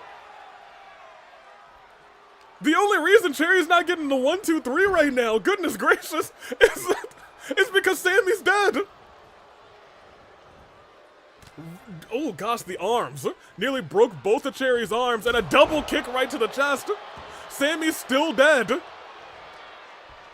And Sammy, who's finally coming to, Cherry's able to get a reversal. If she was not able to, it could have been all she wrote. Did she just bite the nose of Miku? That's crazy. They killed Sammy again. They gotta stop doing that. They gotta stop that. Futaba stole Cherry's finisher. Oh, dang. Insult to injury. Maybe they're starting to target Cherry now, but look who's on the top rope. Moon. Missed. Miku got out of the way. And Mona's back on the ground. Miku lifting her up, but Mona a step too fast, lifting her up high. Did she goad her in? Is she gonna hit it? We've seen her do it time and time again. That superplex into the... No, interrupted. Pushes her down. Oh my gosh. Miku knows her old tag team partner too well. Turns her around and lays her flat as she looks to climb to the middle rope. And a big splash. Not into the pinfall. Still wants to just do damage. Y'all, they don't want to win this match. They just want anarchy. They just want pain. And you know what? That makes sense for Miku and her team, I suppose. Off the ropes. Turned around. Directly into it. Once again, don't go for the pin. Just want to embarrass. Just want to do more damage. Tag's been made. Futaba staring daggers into Mona. Into the corner. Tag's been made again. These frequent tags are starting to wear down their opposition. And Chi-Chi is looking to stun Mona, and she does. Lifts her right back up. Sends her to the corner. And tags in her deity. Breaks the arm. But once again, Mona just whenever Miku gets into the fight, Mona like wakes up. 1, 2. Oh, I thought she was out. I thought she was out. She kicked out without resiliency. I thought she was out. That was literally 2.99. I was like, oh dang. That was free and a clothesline. For a second, we all thought. I was like, she's not gonna burn resiliency. This is it. No. She said it's her time to embarrass these three. I was looking for a move there. Klee steps out of the way. Cherry gets a shot on Miku. And another shot by Klee. This is the last thing that the deity wanted, isolated in the corner.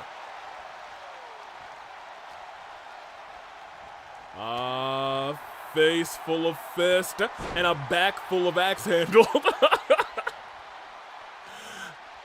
He once again takes the advantage after the suplex. Connects. And keep in mind now Miku is stunned. Klee realizing that we have seen her do this before. Clean knee, no ability to reverse it. Stands her right back up afterwards, looking potentially for a super finisher. Has her in the corner. No, instead makes the tag. Can you imagine if Klee hits that super finisher?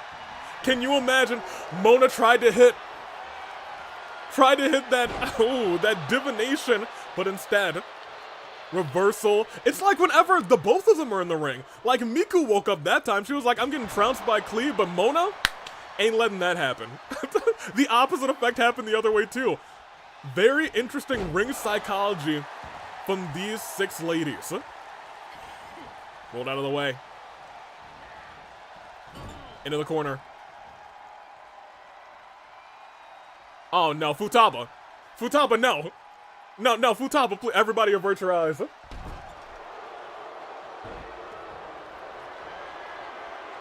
Nasty. How could you? And she's setting up for it. Mona got out of the flying Futaba. And Futaba forced to roll out. Steps back in. Mona gets a nice kick. Ow, right? I felt the pain. It was not a good time. Futaba gets the elbow up, right into the eye, and a face first. Low-key X Factor. As Futaba's back in the corner again. Mona not making the tag. Instead looking to do this on her own, but is paying for it again. And that's just something we know about Mona. She always wants to do this on her own. Other two not helping. Mona has to burn resiliency. Oh gosh. I have immortalized face full of fist and back full of axe handle. Lamau, something on the wind told me that, and I thought it was hilarious. Futaba, please, not again. Futaba, no, everyone shield your eyes. I heard it. I heard it, and it was not a good time. Mona has been punted in the lower extremities one too many times. I don't know if you ever want to sneak her down there. It don't feel too good. Why again? I don't know. This is just, before it was brutality, now it feels like embarrassment. They're making a good rotation of tags. Tossed into the corner. No, Mona reversing. Dragging.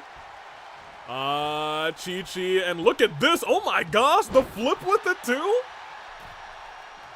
I don't know how she's still walking, admittedly. If I went through what Mona went through, I wouldn't be walking, I wouldn't be having kids, I wouldn't be doing nothing. I went to eat, the match is still going. Yeah, they hate each other. They very much, yeah, Futaba, you missed those two kicks, but the kick you hit every time. No, please, Futaba, don't do it again. Oh, thank goodness she didn't do it again. I thought she was gonna do it again, y'all. I thought she was going for it again. Oh my gosh. Every time I see Futaba in a corner with somebody, I have a panic attack. No, she's doing it again. I shouldn't have said anything. Cherry, no. Cherry, watch out. Oh. Yo, Futaba, please don't do it. Okay, thank goodness.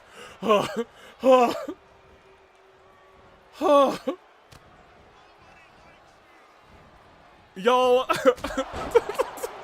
Futaba's a villain. We were wondering if this group were really villains or if they were just kind of vibing, saying, hey, we found a common bond. No, this is a team of villains. Only villains do that. And Kokichi. But he's not a saint, unlike Junko. Junko would never. Gosh, yeah, I felt that one. I felt every single one. And it's hurt me every single time. At this point, Futaba should be disqualified. You know, probably so. Futaba, when you just talk about your obsession with kicking people, wait, oof! Elevated facebuster using the ropes might be enough to burn resiliency on Deity Miku, and it is. Cherry's even this game out. Oh my gosh, but I want to keep in mind, both of Cherry's partners down right now. That has immediately been rectified. They both got back up pretty much at the same time. And look at this, they might be working together. Miku gets the elbow up. Whipping Cherry back, right onto the knee. Goes for the pinfall. Yo, are your partners not gonna help you? 1, 2. Cherry didn't burn resiliency. Cherry with a never say die spirit. No pun intended on spirit. Oh my gosh. No, get her out of here. Futaba, I swear. Oh, Cherry, a little bit wiser. Futaba was sending her right to the corner. Goodness gracious, good job, Cherry. Oh, man. But a reversal by Futaba. After the knee, Cherry kips right back up, and again to the knee. What is Futaba calling for here? Oh my god! Oh! She just struck her in the back of the neck, reckless abandon. And the flying Futaba on the Klee! Futaba just took out every member of their team! Oh my gosh, but turns right back around. Right back around into Cherry. who's not too happy about it. Climbs up to the top rope. Futaba's still a little groggy. Maybe Cherry's still a little groggy after getting hit in the back of the head by Futaba with that speed. Because definitely Super missed that double axe handle. Reverse DDT. And a senton. Cherry, I think, enraged, and another senton, enraged after what had just happened. Stomp to the arm. Referee? Why? I was gonna say, you've been missing some counts, my guy. Sammy. Taking your sweet time, my guy. You know what? Sammy's been assaulted a lot of times in this fight. I take it all back. Maybe he deserves a little bit of a break. And these two, the hatred. Miku actually gets right back up onto the the apron instead. Cherry steps back in. No, doesn't step back in. Cherry, you gotta focus. You gotta get back in the ring. Well, you know what? I was gonna say Futaba's not getting back in the ring, but you saved Klee. Saved Klee, and Klee saved her right back. Cherry getting dragged by Futaba on the ropes. And tags in Chi-Chi. Well, okay. Futaba doesn't give back. What is Futaba doing? Is Futaba just gonna get counted out? That's something I kind of want to see. Double-handed choke slam connects. I would love to see. Oh boy. Chi-Chi's got signature finisher, and she may be looking for it. Up in the skies and powerbomb down to the ground. It might be Cherry's last ride. 1, 2. Mona comes and saves her at 2.99. There could not have been a closer save. Y'all, there could not have been a closer save. I was like, Mona's not coming to help. She was there with this much time left. Oh my gosh. But right now, Cherry needs to get some offense off because she has no help if Chi-Chi hits a reversal and decides to hit that tombstone. I'm sorry. Chi-Chi stood right back up. Ooh, uppercut. And Cherry wisely goes to make the tag to Mona. This has been a long, arduous fight. These two teams have a history as the pinfall she knows. 1, 2. Mona's out. Mona's out. And here's the thing. Now Klee, again, can't come in and help. Up and down. But here's the other thing. Chi-Chi does not have resiliency. This could be 2v2. 1, 2. Her deity wouldn't have been there in time to save her. And now nobody can come in. Nobody can come in to help. Shot to the back. Into the corner. Oh, no. What is going on here? Sending. Oh, wait. What is going on here? Oh my gosh! A Tower of Doom! 1, 2, and Cherry's. Oh no! Klee! Oh no, Klee! Klee, save yourself, girl! No!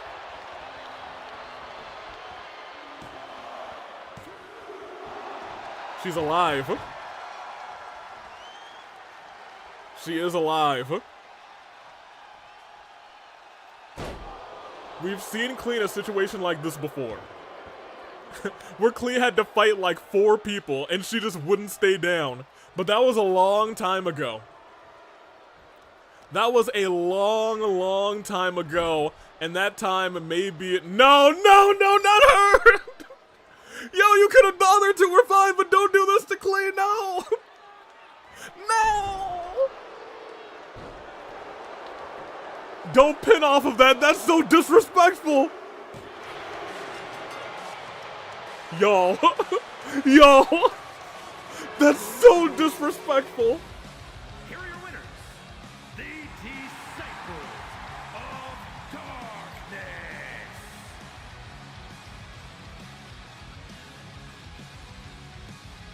Dang.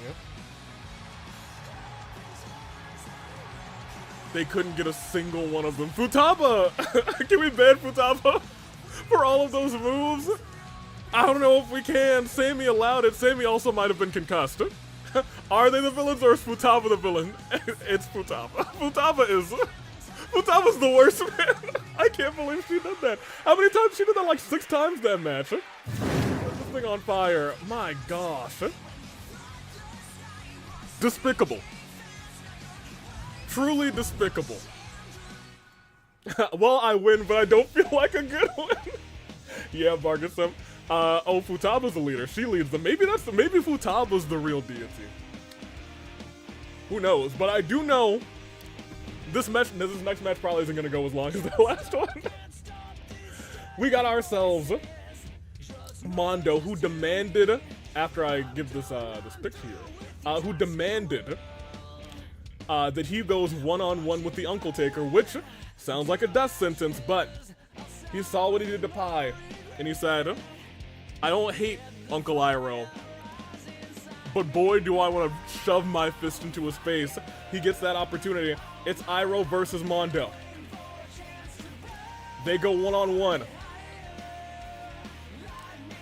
And it starts. Momentarily, I have to actually give YouTube their poll.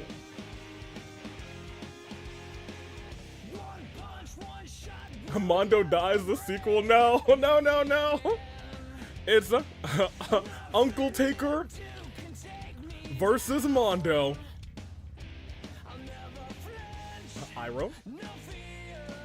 Mondo. Alright, everybody's got their polls.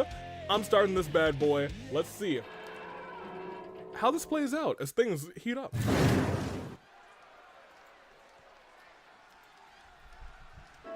This was expected. How you doing, Cherry? It feels like maybe you need a training arc.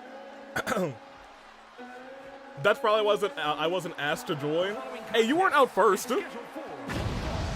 And you know, getting kicked where Futaba kicks you, it debilitates you. I've been hit there accidentally. I don't think I've ever been kicked there. Being kicked there sounds like unimaginable pain. I'm cool with either of these guys winning, but the Uncle Taker is too alluring. My middle name is Mid. Oh, that's Cherry Midberry. Mondo, please don't die. Hey, it's not a casket match, so nobody's dying tonight. I hope, actually. I do hope nobody dies tonight. Let me knock on wood. Oh man, TBH, a training arc wouldn't save me. That's not true. We've had people with some kind of training arc in the past. Maybe, I don't know. I only work here. Uncle Iroh. The man who, when people say you're going one-on-one with the Uncle Taker, strikes fear down your spine. Admittedly, just low-key, one of the greatest in the AW. But he's going one-on-one with the Royal Rumble winner. AV jinxed it. Someone is gonna die. No, I knocked on wood, y'all. I knocked on wood. Here's our Royal Rumble winner. The man, the myth, the legend. He's had highs and lows over the past month. But after an impressive victory over the runner-up for the Royal Crown tournament, Mondo was getting his butt whooped. But then something awoken inside of him. It's like he remembered who he was. He remembered what it means to be Mondo Owater. And now he's going one-on-one with the Uncle Taker. Will he get swept by him, or will we have a fantastic match? Two heavy-handed brutes. I'm excited to see how it all plays out. Uncle Taker Iroh. Iroh's middle name is the Uncle Taker. No. His first name's not Uncle. Y'all. Wrong.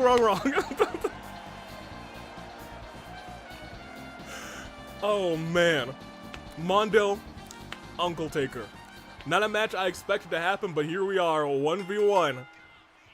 Hold on, I was gonna say as the night rolls on.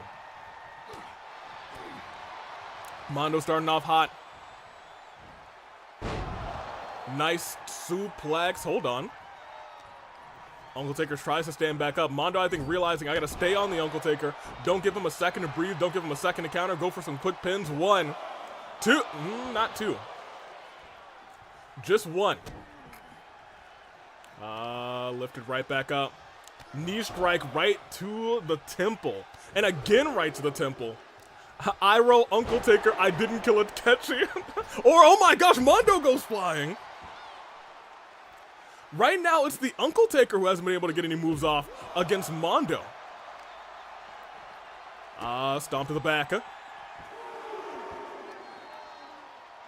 Iroh could lose this thing, admittedly by counter at this point, because he might be close to getting stunned for the first time in this fight. Count of 3. Yeah, we're seeing that stun bar now. Mondo, I think, saw it for a second. I think he was thinking, I could have hit it, but let me get back into the ring. It would be embarrassing if I lost this thing by count out. But he steps right back out. Iroh dragging Mondo face first onto the apron. And this is exactly what, oh my gosh. That's exactly what Pai did to wake up and taunt the Uncle Taker, but in the end, it's what got himself killed. Is that going to be the reverse here? Did Mondo just wake up too? A man who in this fight admittedly was already awake. Lifting Iroh back up. Iroh, oh my gosh, kick to the back of the knee. Mondo might have tweaked that knee as the big boot connects. Slides back in the ring.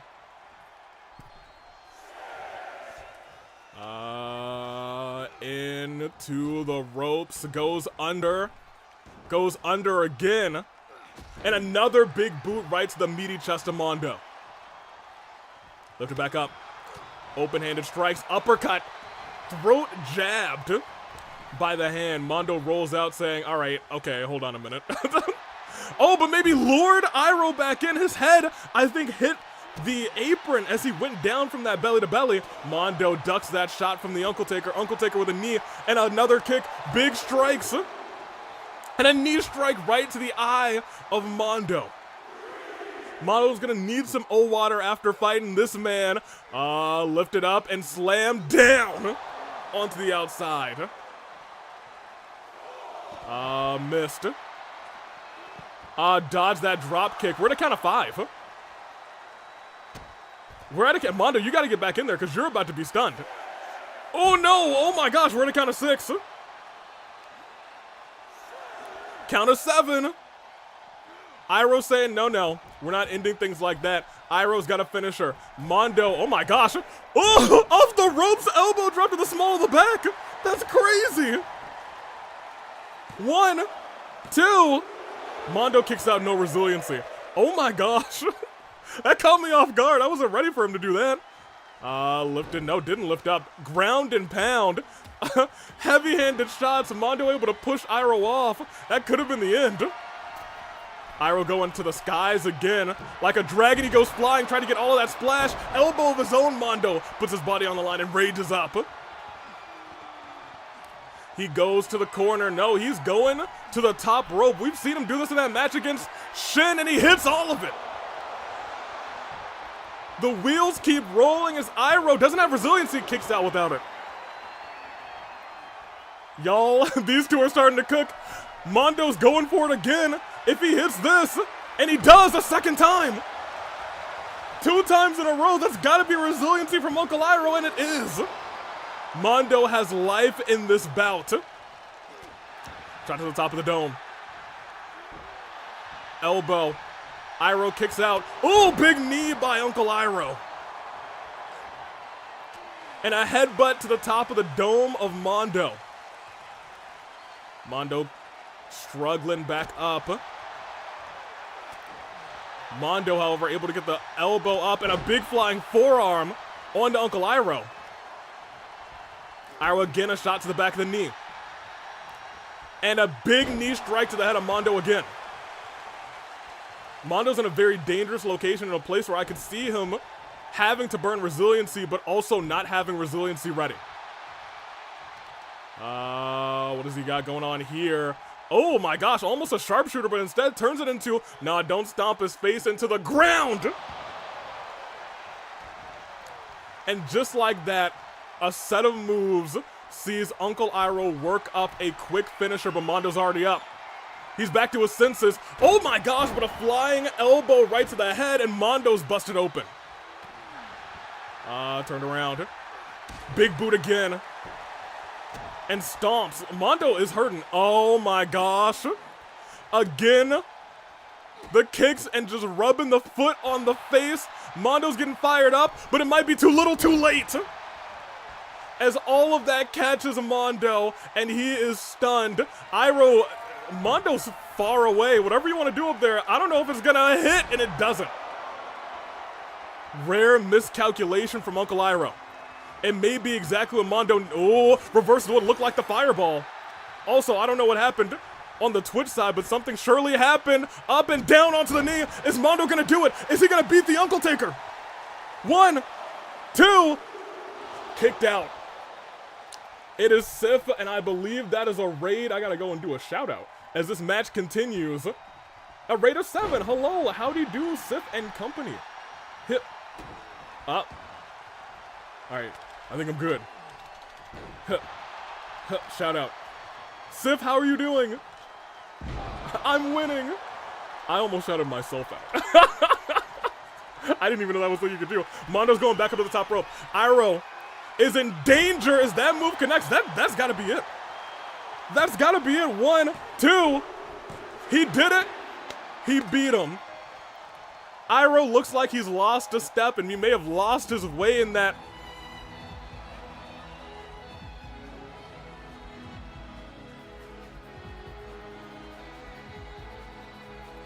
Iroh seems confused, and I think we all are. Mondo survives, but Cassius comes out to clap his hands at Iroh.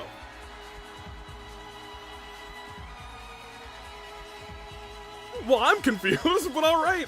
He survived the Uncle Taker. Let's go, Mondo. Maybe Cassius wants a piece of the legendary Uncle Taker too. Who knows? Let's go, Mondo. Gonna play some Dino games. You should also eat some Dino Nuggies. I think that's the best combination. Cherry's injured. I'm not surprised. But as we go on, I don't have any. Sif, you gotta go get some Dino Nuggies. You can't play Dino games and not have Dino Nuggies on the ready. Come on, Sif.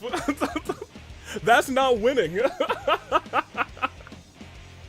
Oh man, Cherry's obviously injured from the Futaba strike. Yeah, I wouldn't be surprised.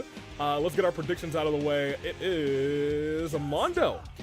Beat the Uncle Taker. The world was not ready.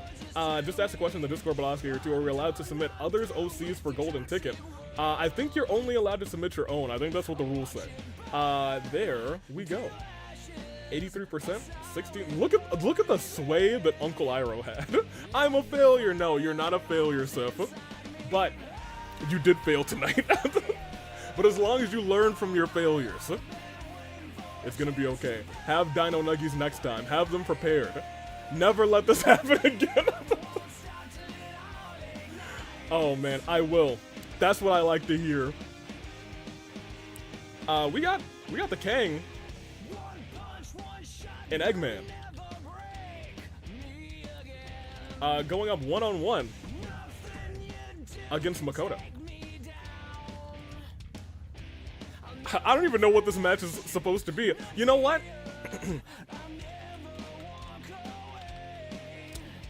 I'll have to ask Makoto about this, because I don't. They have no beef. There's no story here. I don't know what's going on. Let me see. Start. Here we go.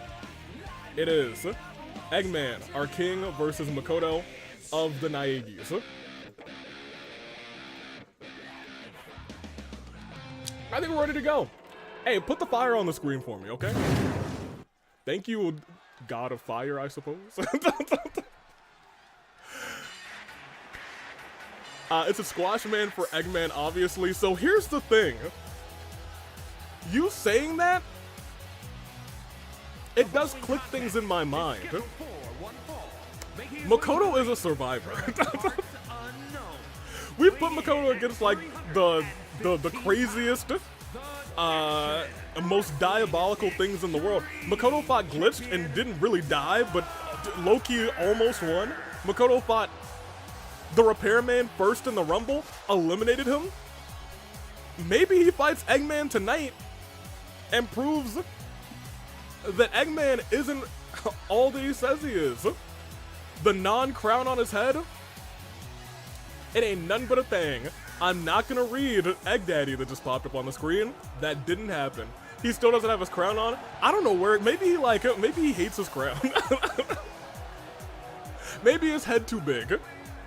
Maybe his head too bald. Who knows? Your guess is as good as mine, but he is still the AWE champion, and it looks tiny in his hands because the man's is so huge.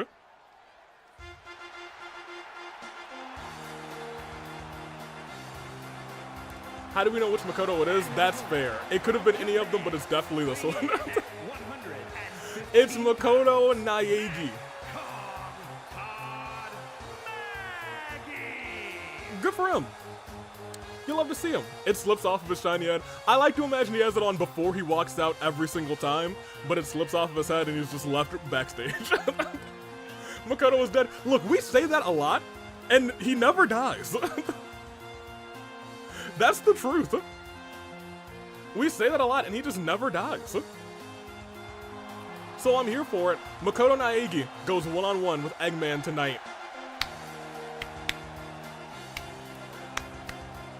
Makoto. Eggman finally shows up, and he's Makoto finally shows up, rather, and he's schmoovin'. He's out here, and okay, well, Makoto, I don't need you to do that. Come on, this is fine, but keep your cheeks away from the camera. Keep them away from the camera, my guy. Thank you. Big preach. Makoto's just over here vibing. He's vibing a little bit too much. Just a smidge too much as these two go one-on-one. Makoto starts off hot against Eggman, lifts Eggman up. Makoto go crazy. Hold on a minute, could this be over? 1, 2, did he beat him? No. Can you imagine, you guys? Can you imagine if he beat Eggman just like that? Can you imagine? Eggman clearly mad about that, but y'all, don't count out Makoto. He got a 2 count in like 8 seconds, and we almost got him, you guys. In fact, he's wrecking him right now. Let's go, Makoto. Now imagine if this were the end of the match, though. 1, okay, see, look, we're good. Reverse squash match. Y'all, look. Ooh. Oh my gosh, I think he put his fingers in his nose and tried to rip his nose off. Makoto with a reversal. Slammed both of his arms into the ears of Eggman. Ran him into the referee, and what does he got going on here? Shot to the small of the back, and again to the small of the back, and again to the small of the back. Turns him around. Makoto go crazy, but reverse the signature, and Eggman with a chop right to the throat. Makoto with a reversal. Y'all, do you believe in his luck?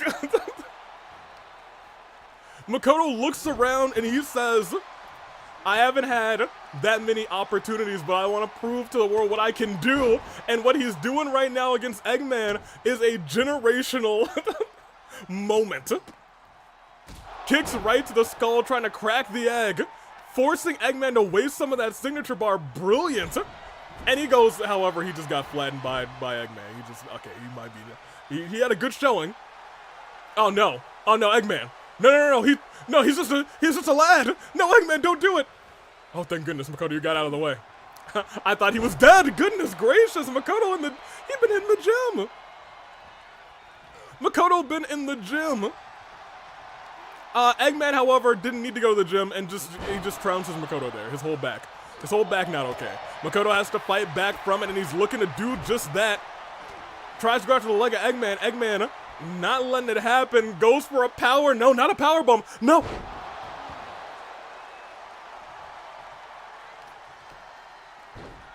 Get a pile driver on Makoto Naegi.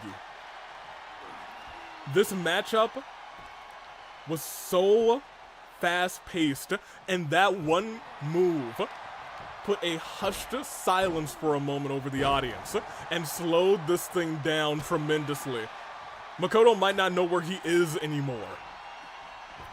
He is going off of muscle memory, at least for the muscles that he can feel right now. Drop kick to Eggman. What is he thinking here?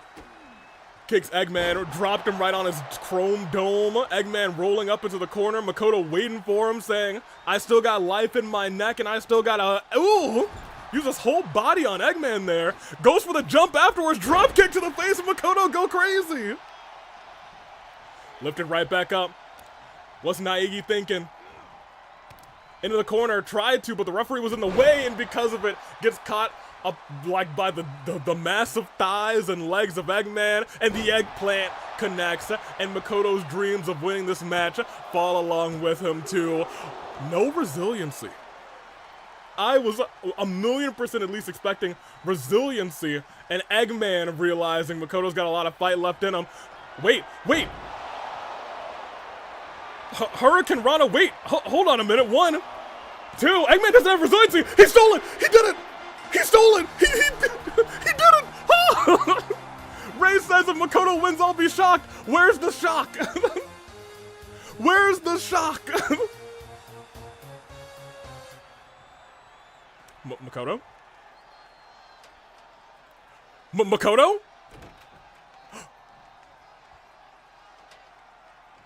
Makoto? No, Makoto!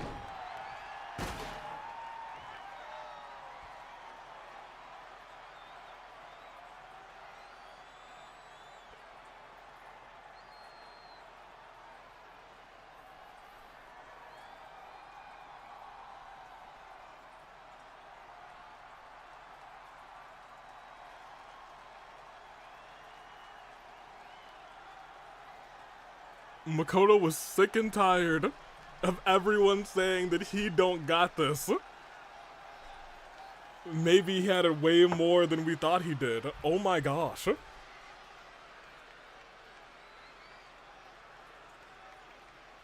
We talked about a stunned silence before, now we really hear that stunned silence. Oh my gosh. Flames? Thank you.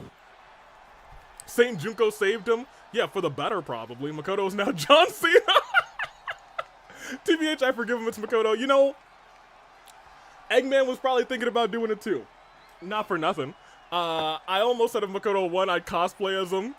Well, he did. He shockingly won. Eggman didn't have resiliency, and Makoto low-key popped off in that one, but the ladder afterwards is what shocks me. Shocks me to my core. That being said, I gotta put the title on the line for this next match. It is the Racket of Solm versus the Flame Tribe for the tag team titles. Was this supposed to be Makoto? Makoto is crazy. He went crazy, y'all. I was not expecting that, but good for him. Let me get your polls out here. Ding dong, a body was indeed discovered. Makoto took the W. Good for him. Good for Makoto. And that's one of those things that I was talking about. Makoto always shows up when we give him a chance. This time, I think he just wanted not to be forgotten again. Makoto has been given chance after chance, and we remember him like, oh yeah, he almost survived that, or oh yeah, he did the thing to Repairman, and then we don't see him for a long time. He said he's staying in everyone's memories this time. But now, tag team titles. It's Racket of Solm. It's the Flame Tribe.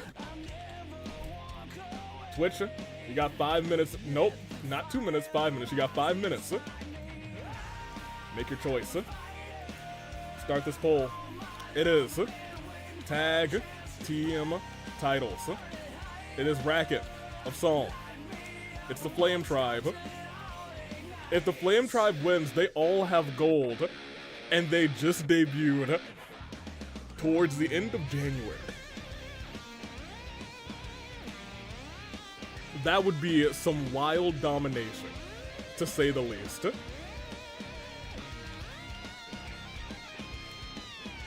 Are you ready? I'm ready. Will Racket of Solm remain on top? Give me the 5. Goose! Goose, how you doing? 0-6 tonight on winlessness.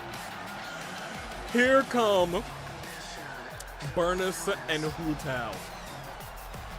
I'm split here, says Knight. I was gonna say, I feel like this is a big split. Flame Tribe will have all the belts, so yeah. Flame Tribe will win. It's not a pay-per-view. That's, you know what? But here's the thing. Racket has definitely retained a chunk of times not at PPVs or MLEs or major live events either. Here they come. Hu Tao and the Rumble winner, Bernice is here. You love to see it. A bit better, still a mess of raw nerves and emotions. Hey, take that bundle and just relax a little bit. Because you're here at our semi-main event. It is the Racket of Solm versus the Flame Tribe.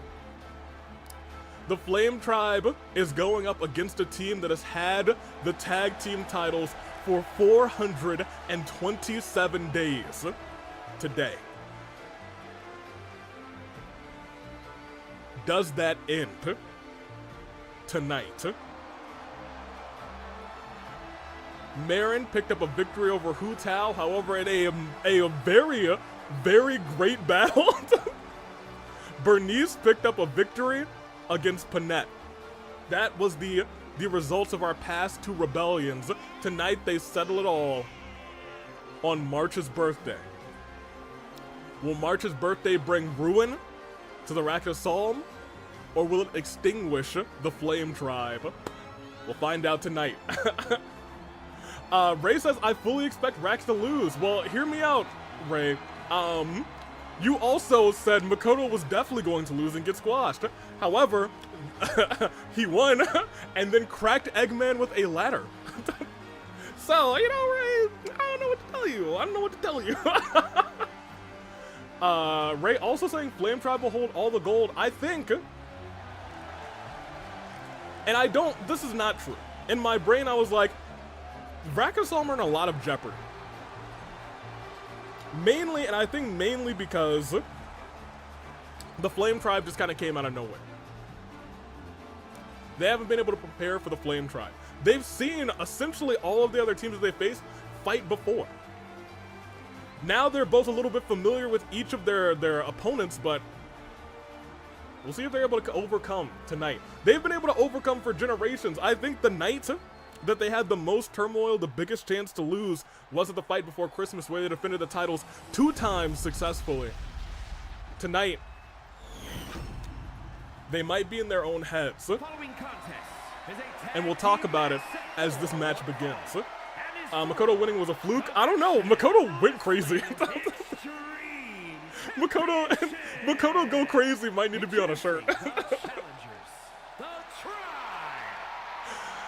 The Flame Tribe, Bernice, our Rumble winner, and Hu Tao.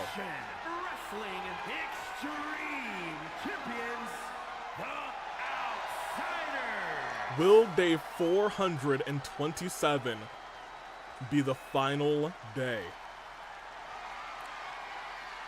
Marin and Panette hand over those tag team titles. They've been in a lot over the past 427 days. Will today be the last time they hand them over? Let's see. Interesting for the Flame Tribe, I see neither Rinka, no, Rinka. You misspelling it went crazy in my mind. Or Yukiko. I'm starting, and you know what? You're right, Solar. And I'm starting to believe what Rinka said earlier, and they're starting off hot. Immediately trying to just choke Hu Tao out, and I think they might have dictated that maybe Hu Tao is the weaker link of the two. Let's see if that proves dividends for the team. I will say, very recently it was revealed that Tamara might be a part of some dastardly game. It was official. She's been missing for a while, and I don't know if being missing or being a part of this game is going to be more stress-inducing for the Racket of Solm. It is a team in the Flame Tribe that consider themselves a close-knit family versus a team that feels like they've lost a family member. It is the Racket of Solm. It is the Flame Tribe, and they go one-on-one tonight. Spear in the corner, and look at this. Big splash into, oh my gosh, look at this combination of moves. Belly to belly to end it off. Has the arm. Oh my gosh, trying to bite the fingies. Goodness gracious. Toss in the corner. Panette with the reversal. Panette needs to, I don't want to say needs to make the tag because we're still early doors in this match. But the titles are on the line. She's got some work to do. Let me see. I'm starting to legit think the Flame Tribe is honorable when it comes to matches. It might have just been Yukiko's streak. Her little bad streak at the start of this, and maybe Rinka talked some sense into her. I think you might be right. Goose with a little pitter-patter. Tag about to be made. Panette starting to come back around. Golden saying, now what's going to happen if the Flame Tribe win the titles here and hold them to AV Mania? Burnus will be a tag team champion challenging for another title. That is the truth. And the other thing is, even if she loses the tag team titles, keep this in mind.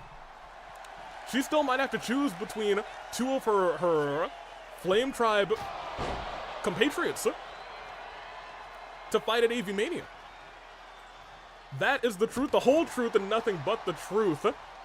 And look at this.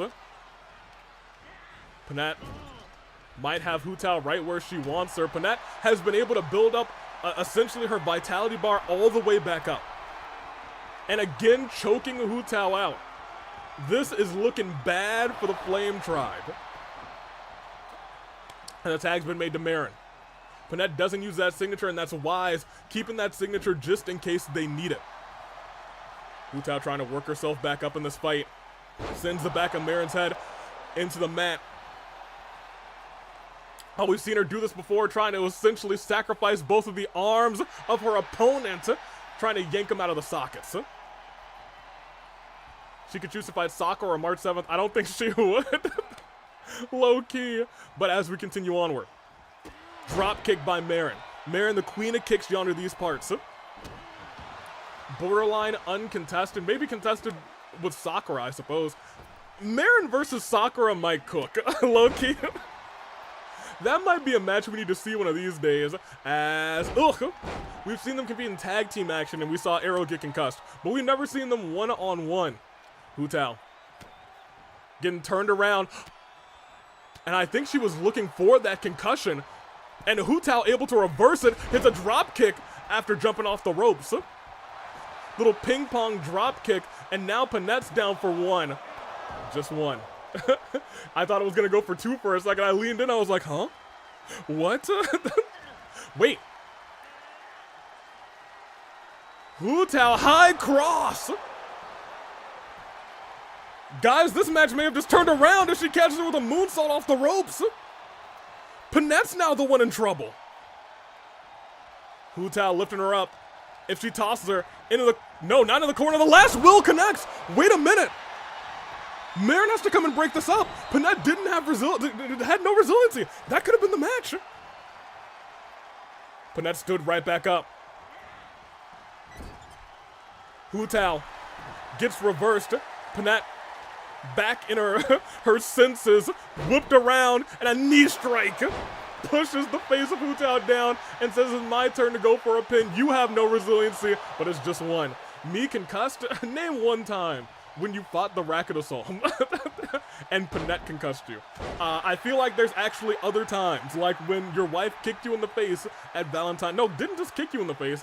Pile drived you, hit you with a pile driver, pile drove you. I don't know what the past tense of pile drive. Pile drives just sounds incorrect. However, she dropped your head on the mat and then kicked you in the head. You were super concussed then. 2 times at the very least as we go on.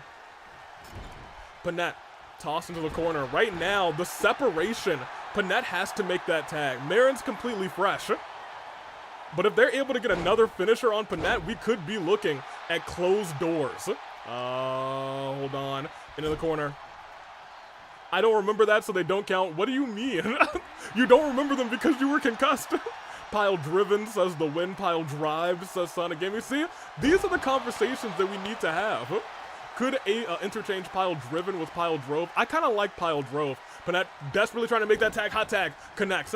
Burnus swinging wildly to start this thing off. Pulls Marin back into a knee. Knows she's got to weaken Marin. These are our 2 fresh competitors in this fight.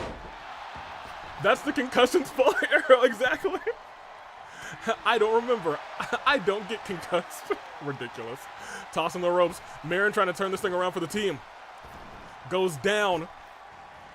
And boom, Flapjack connects onto Bernice. And we've seen a beautiful move by Marin. We see her do it all the time. We know Marin's moveset so well. And that's the problem. You've had the titles for 427 days. The world knows your moves. The world knows what you're capable of, but you might not know everything your opponents are, just like what we just saw from Bernice. Bernice tossing Marin into the corner, maybe thinking about a tag here. Says no to that. Kick to the knee. Trying to weaken that coolest kick in town. Oh my gosh, has the whole hand in the mouth.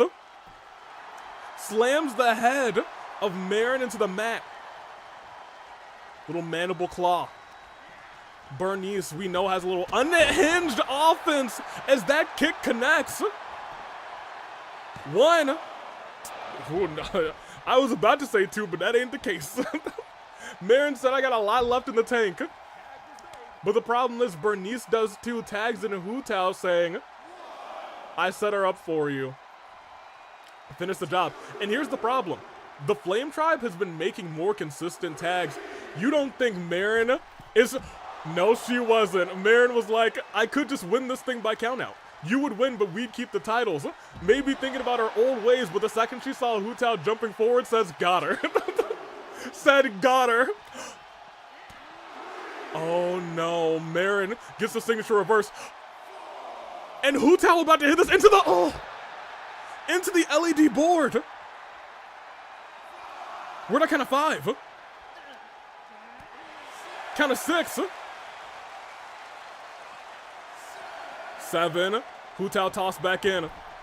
Marin steps in 2, tries to stop that tag, but Bernice is now legal. Big flying clothesline.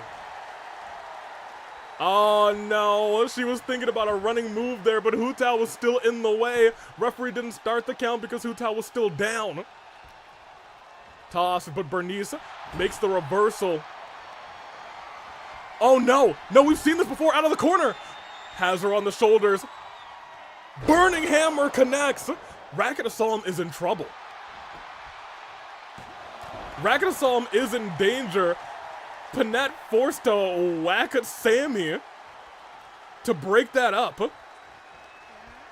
Now, I say that Racket of Solm is in danger, but I do want to point out Panette has a signature finisher. If she's able to hit the concussion on Hu-Tao and hit the Wyvern Sleeper twice, it's as good as over. Look at the combinations from this team.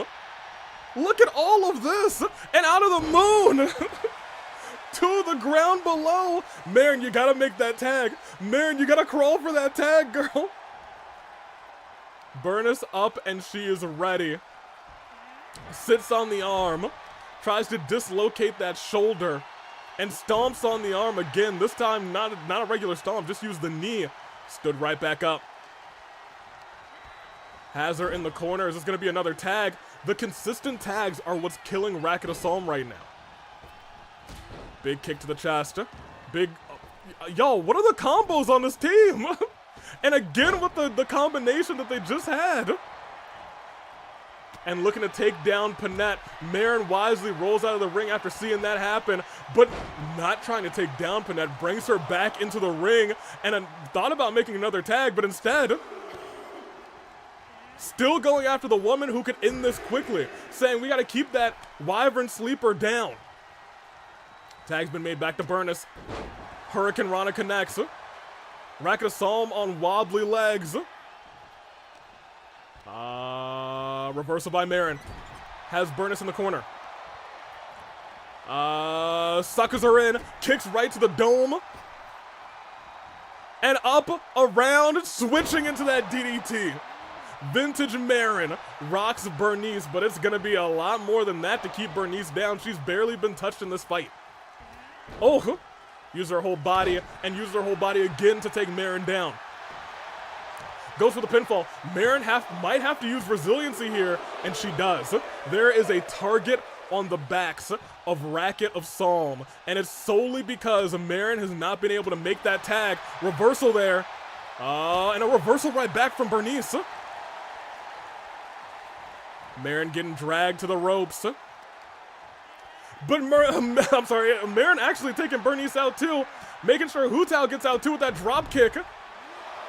And thinks about the tag to Panat, but turns around and sees Bernice is right there, hits the uppercut first. Knows that Hu Tao is down and said, this might be the moment we need. Turned around. That was about to be the Burning Hammer. That was almost the end of the match. That was, the Flame Tribe was this close to ending 427 days, but Marin a step too fast, able to get the reversal. My gosh, and wisely makes the tag to Panat. Bernice is starting to feel the pain in this fight. If the concussion finally hits, no it doesn't. Bernice back in control, up, around, neck breaker. And a pin onto Panat 1. Marin, I don't know why you came in, but you know what? It is what it is. At the very least, Panat still has resiliency. In the corner. Sends her to the outside. I'm not sure what Bernice is thinking here. Drop kick. Oh my gosh, may have kicked Hu Tao down too. Stomp to the head. Wipe in the face of Panat. And an elbow drop to the back of the neck. And again. Lifting the leg. Corkscrew on the knee. We're to count of 3. Reversal. Panat's now the one back in the ring. She no longer has that signature ready. Bernice is out here celebrating. Doesn't go jumping. But still gets the advantage. And has her on the ropes. We've seen her do this once before. She's running, and she goes fly. Oh my gosh! The brawler that is Panat, one nasty shot. Hu Tao, however, not happy about it and sends her down. I'm not sure if Bernice can think anymore after that shot. Hu Tao instead sent back into the ring, and now Racket and Solm, it looks like they might be the ones who are trying to get, worked a little bit, turned around. Yanking that head back, looking for a submission hold on the submission specialist. Oh my gosh, a couple shots to the head, turns her around. No, doesn't turn around, goes for the brawl. Oh my gosh, that knee. Oh, nasty. Bernice kicks right back up. Marin slides out of the way. Rolls with that neck breaker. We're starting to see the old Racket shine. Oh, but Marin's got to turn around. Hu Tao's got that last will on lock. German suplex. And a wicked Pele kick. Marin's out cold. Wisely rolls out of the ring. And now Panat is down too. This may have been Hu Tao's plan. Off the ropes, that drop kick connects again. That could be it. That could be game. Especially if she's getting ready to hit that last. This isn't the last will. That's the turnaround in the tombstone. Is Panat still down? Can she save this? 1, 2, and new tag team champions. They suckered them.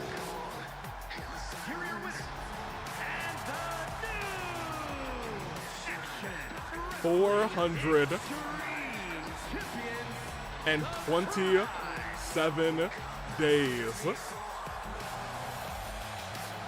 On March's birthday, it's over.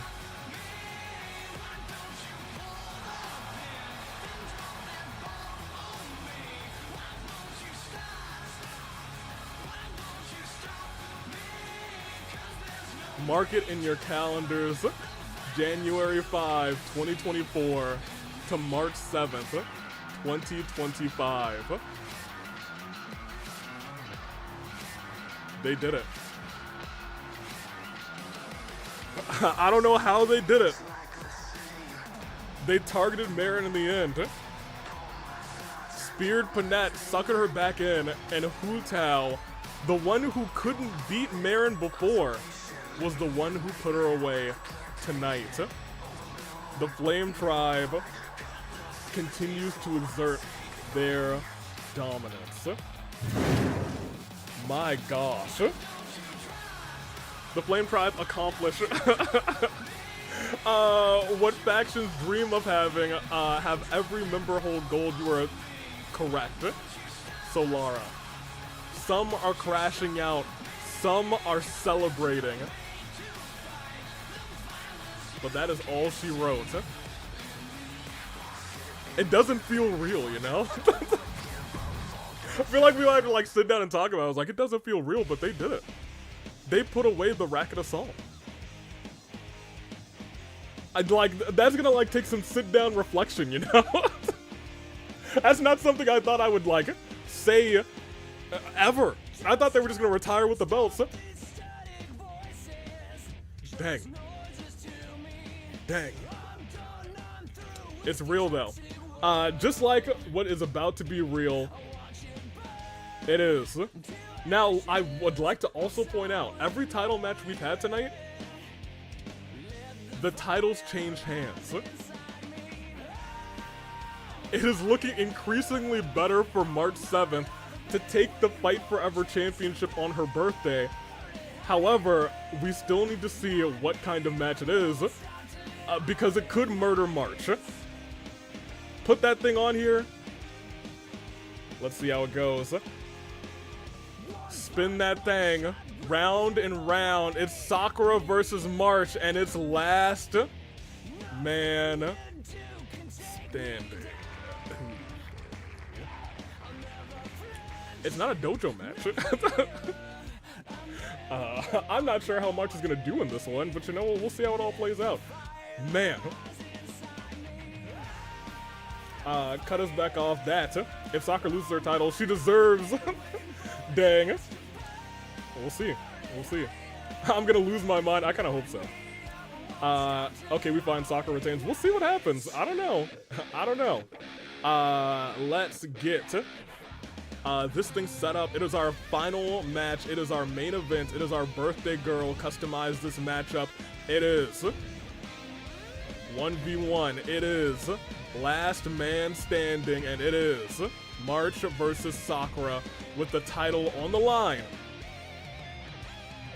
And it is about to start once I give you guys your polls. Whew. Y'all, I'm honestly kind of shell-shocked that their reign is over. Honestly, a little bit shell-shocked. But good on the Flame Tribe. They did it. They had a goal. And maybe Racket just wasn't focused after seeing Tamara's face on that thing. Who would have known? That being said, it's our main event. Fight Forever. It's Sakura and his birthday girl March.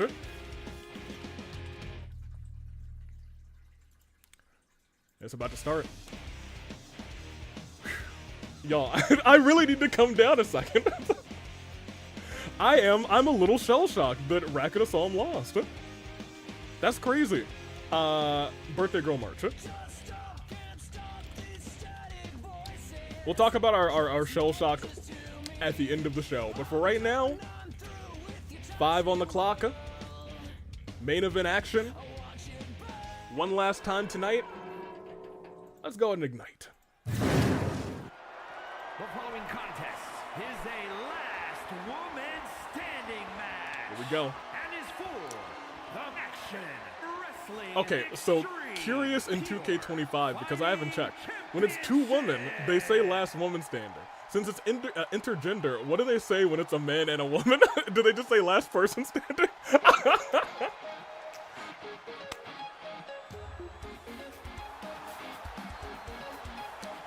It is a party tonight.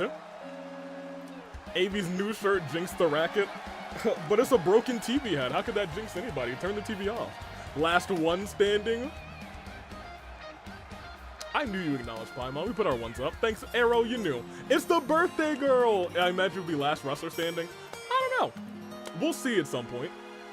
But for right now, March 7th is here. She's partying. She's going crazy. And she knows what's ahead of her. She's going one-on-one with Sakura. I am acknowledging that thing. Yes, you are. I'm so proud of you, Iroh. Last wrestler standing I think would be funny. The last wrestler standing. You know what?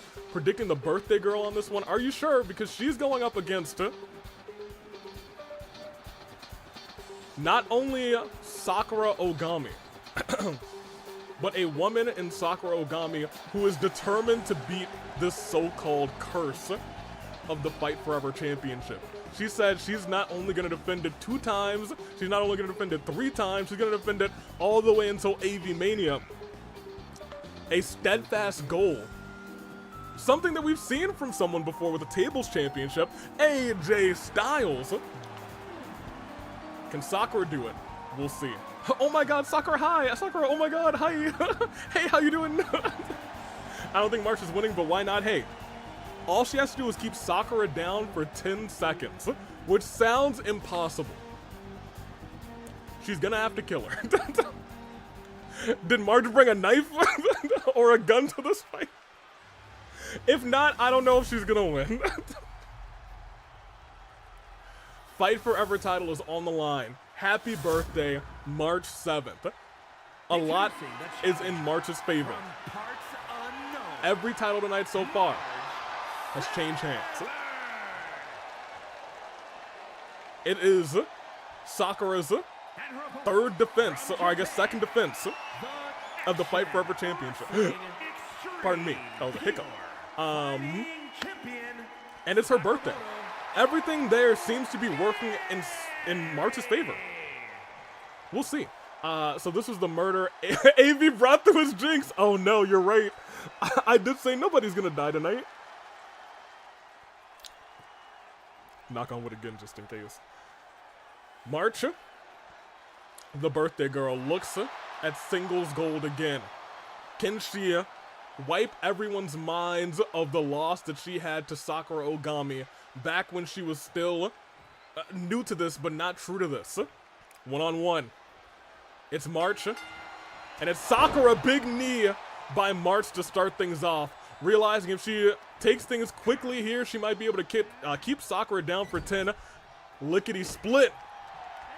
But just a couple of kicks from Sakura drains her vitality tremendously. My gosh. Sakura looking to ruin the birthday of March. Oh no. Oh no. Oh, Sakura. She literally said, oh no. Sakura, come on, it's her birthday. Sakura said, when March announced that this match was happening, that she doesn't hold back for anyone anymore, and immediately brought out a sledgehammer.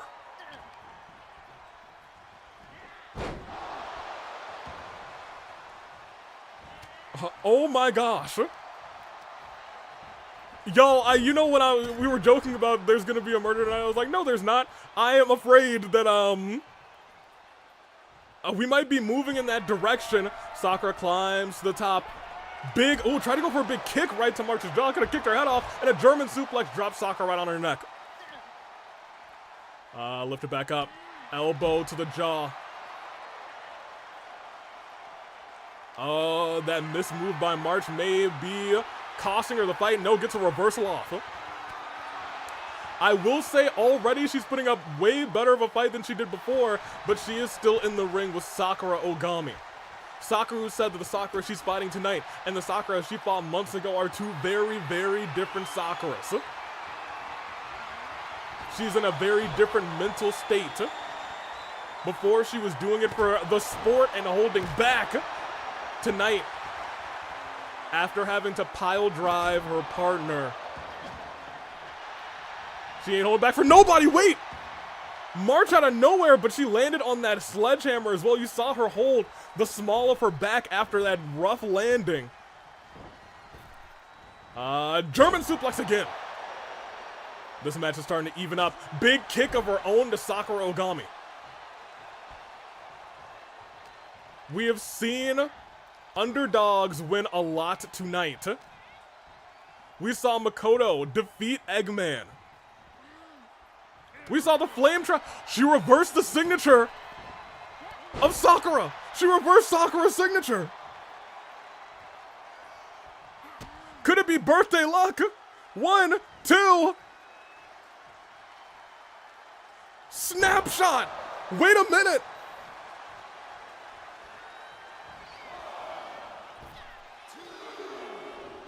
March begging Sakura to get up. I don't know what she's... Oh my gosh, March 7th! You don't think...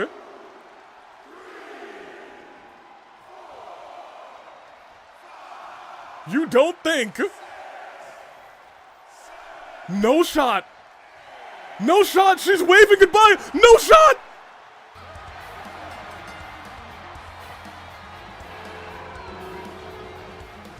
Oh my gosh! Action Wrestling Extreme Pure Fighting Oh my gosh! March 7th.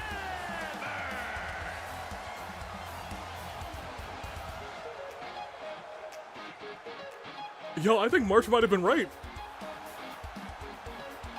I think it's actually a curse. She knocked Sakura out. Sakura didn't have resilience, she was gone. Oh my gosh. I'm shocked. I'm shocked. This is low-key more shocking than the Racket of Solm losing. This was the reverse squash. March squashed Sakura after Sakura squashed her months ago. Yo.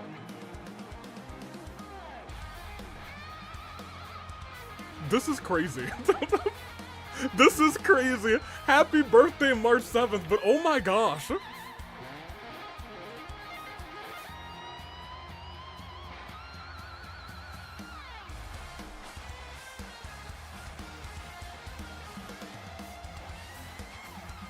Wild. Wild to say the least. Oh my gosh. Here, we'll call it. We'll continue. Wait, is this Sakura's first loss in 2025? It might be. Did she lose on the first of the year? I don't know. There's also like that other Sakura that exists. I don't know, man. I'm not sure. But it might be Sakura's first loss in 2025. We're gonna exit and let's call our show. This is crazy. This was nuts. March 7th with the reverse squash on Sakura Ogami. Last man standing is apparently not Sakura's forte. She can't stand up on 2 feet real easy. She's got a bad knee. She's got a jank knee. We know that. She's got that knee brace. In the shock of the century, they got Marin. They are the tag team champions, and Flame Tribe's dominance is real. But this is still, I think, more shocking to me. I was like, nothing's gonna shock me as much as this. And then March squashes Sakura Ogami. Makoto went crazy against King Eggman and brought out a ladder on him. Mondo, this was the night of underdogs. Yo, hold on. Underdog, underdog, underdog, underdog. You never expect deity Miku to win, so definitely an underdog. Well, no, it was almost the night of underdogs. And you know what, Tartaros? I can't even call him an underdog, but like, he was against King Ryoma, so maybe he is an underdog. Other than the Boyflops, boy, was this the night of underdogs. Oh my gosh. Oh my gosh. Oh yeah, this happened too. Well look, I'm not entirely sure who's the underdog in this fight. They all just existed. I've never seen them fight before, so I don't know who's the underdog. But I do think Firefly, based on performance, might have been the favorite here. That is crazy.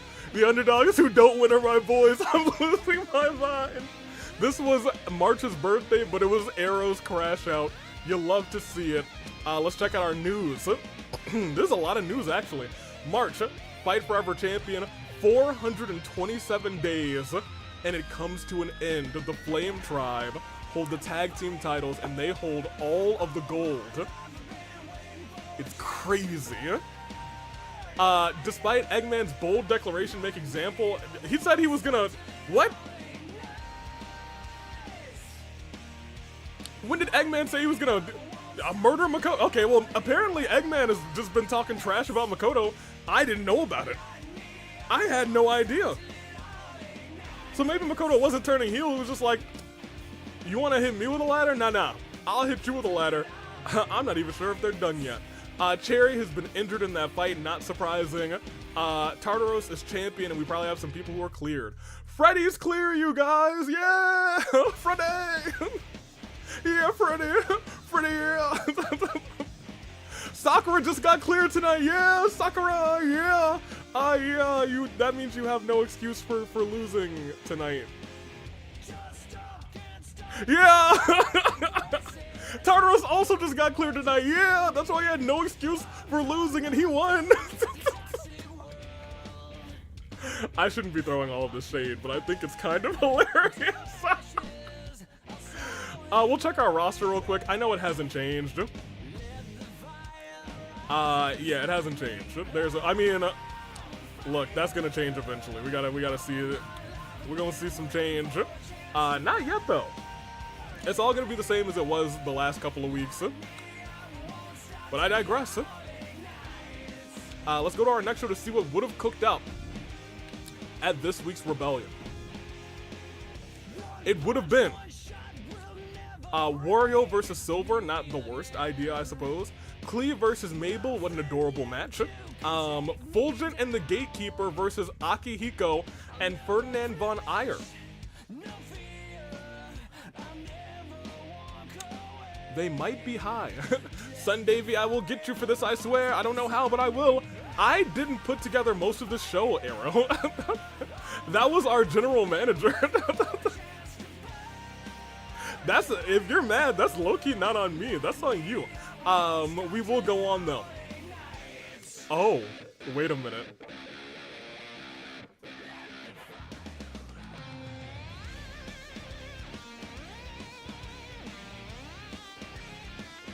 I mean, maybe they will throw down. Maybe they will throw down in Rebellion. Who knows? Let's see. Well, you know what? Low-key, this also makes a lot of sense. Low-key, this also makes a lot of sense. This doesn't because Akechi's dead. That is our show. Man, remember. Tonight was crazy. Tonight was so crazy. So crazy. Watata is back on, or Flame is back on. Wow. Salty run back? Yeah, I'm sure Sakura is furious backstage, probably immediately running to the office of our general manager, Makoto. We'll see how it all plays out. Incredible. Give me the poll. What's the poll? What is the poll?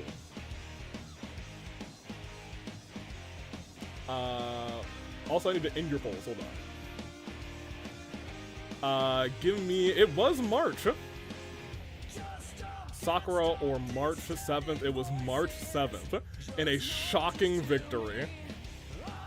Shock of the century, Loki. Let me see. Sakura wants her rematch clause. I'm sure Sakura does want a rematch clause. They'll probably go at it again. Sakura, maybe she got concussed.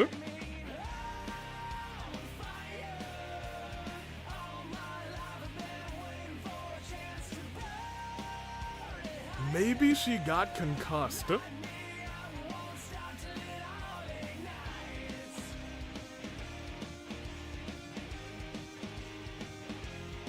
Oh my gosh. Oh my gosh. That's our show. I think we end it with those words. I don't think it gets any better than that. That being said, pinned in the chat, I should probably pin it on it'll be in the description. And it'll be in the comments, but officially your submissions for the golden ticket match are open. Let's play a little Ticket to Paradise music to close. So get in there and get your submissions in. I'm excited to see what happens. We already have a surprise in Golden Ticket. Charlotte is in that match. Who else will join her? Over the next couple of weeks, we will see. And most notably, we will also see, I don't know, some other things. There's a lot to digest after this show. That being said, I'm gonna take off. Thank you so much for coming out. Get those submissions in, they will be closed, and we'll have a round of voting. And then the top 6, as always, will do battle to see who will go on to the Golden Ticket matches. So, until then, Toodaloo Flight Crew, I'm taking off. So long, chat. Thank you for watching. Watch-cha-cha me out of here. One good... Oh, you know what? Yeah, we'll do a watch-cha-cha. We haven't done a watch-cha-cha all night. Hit it. Watch-cha.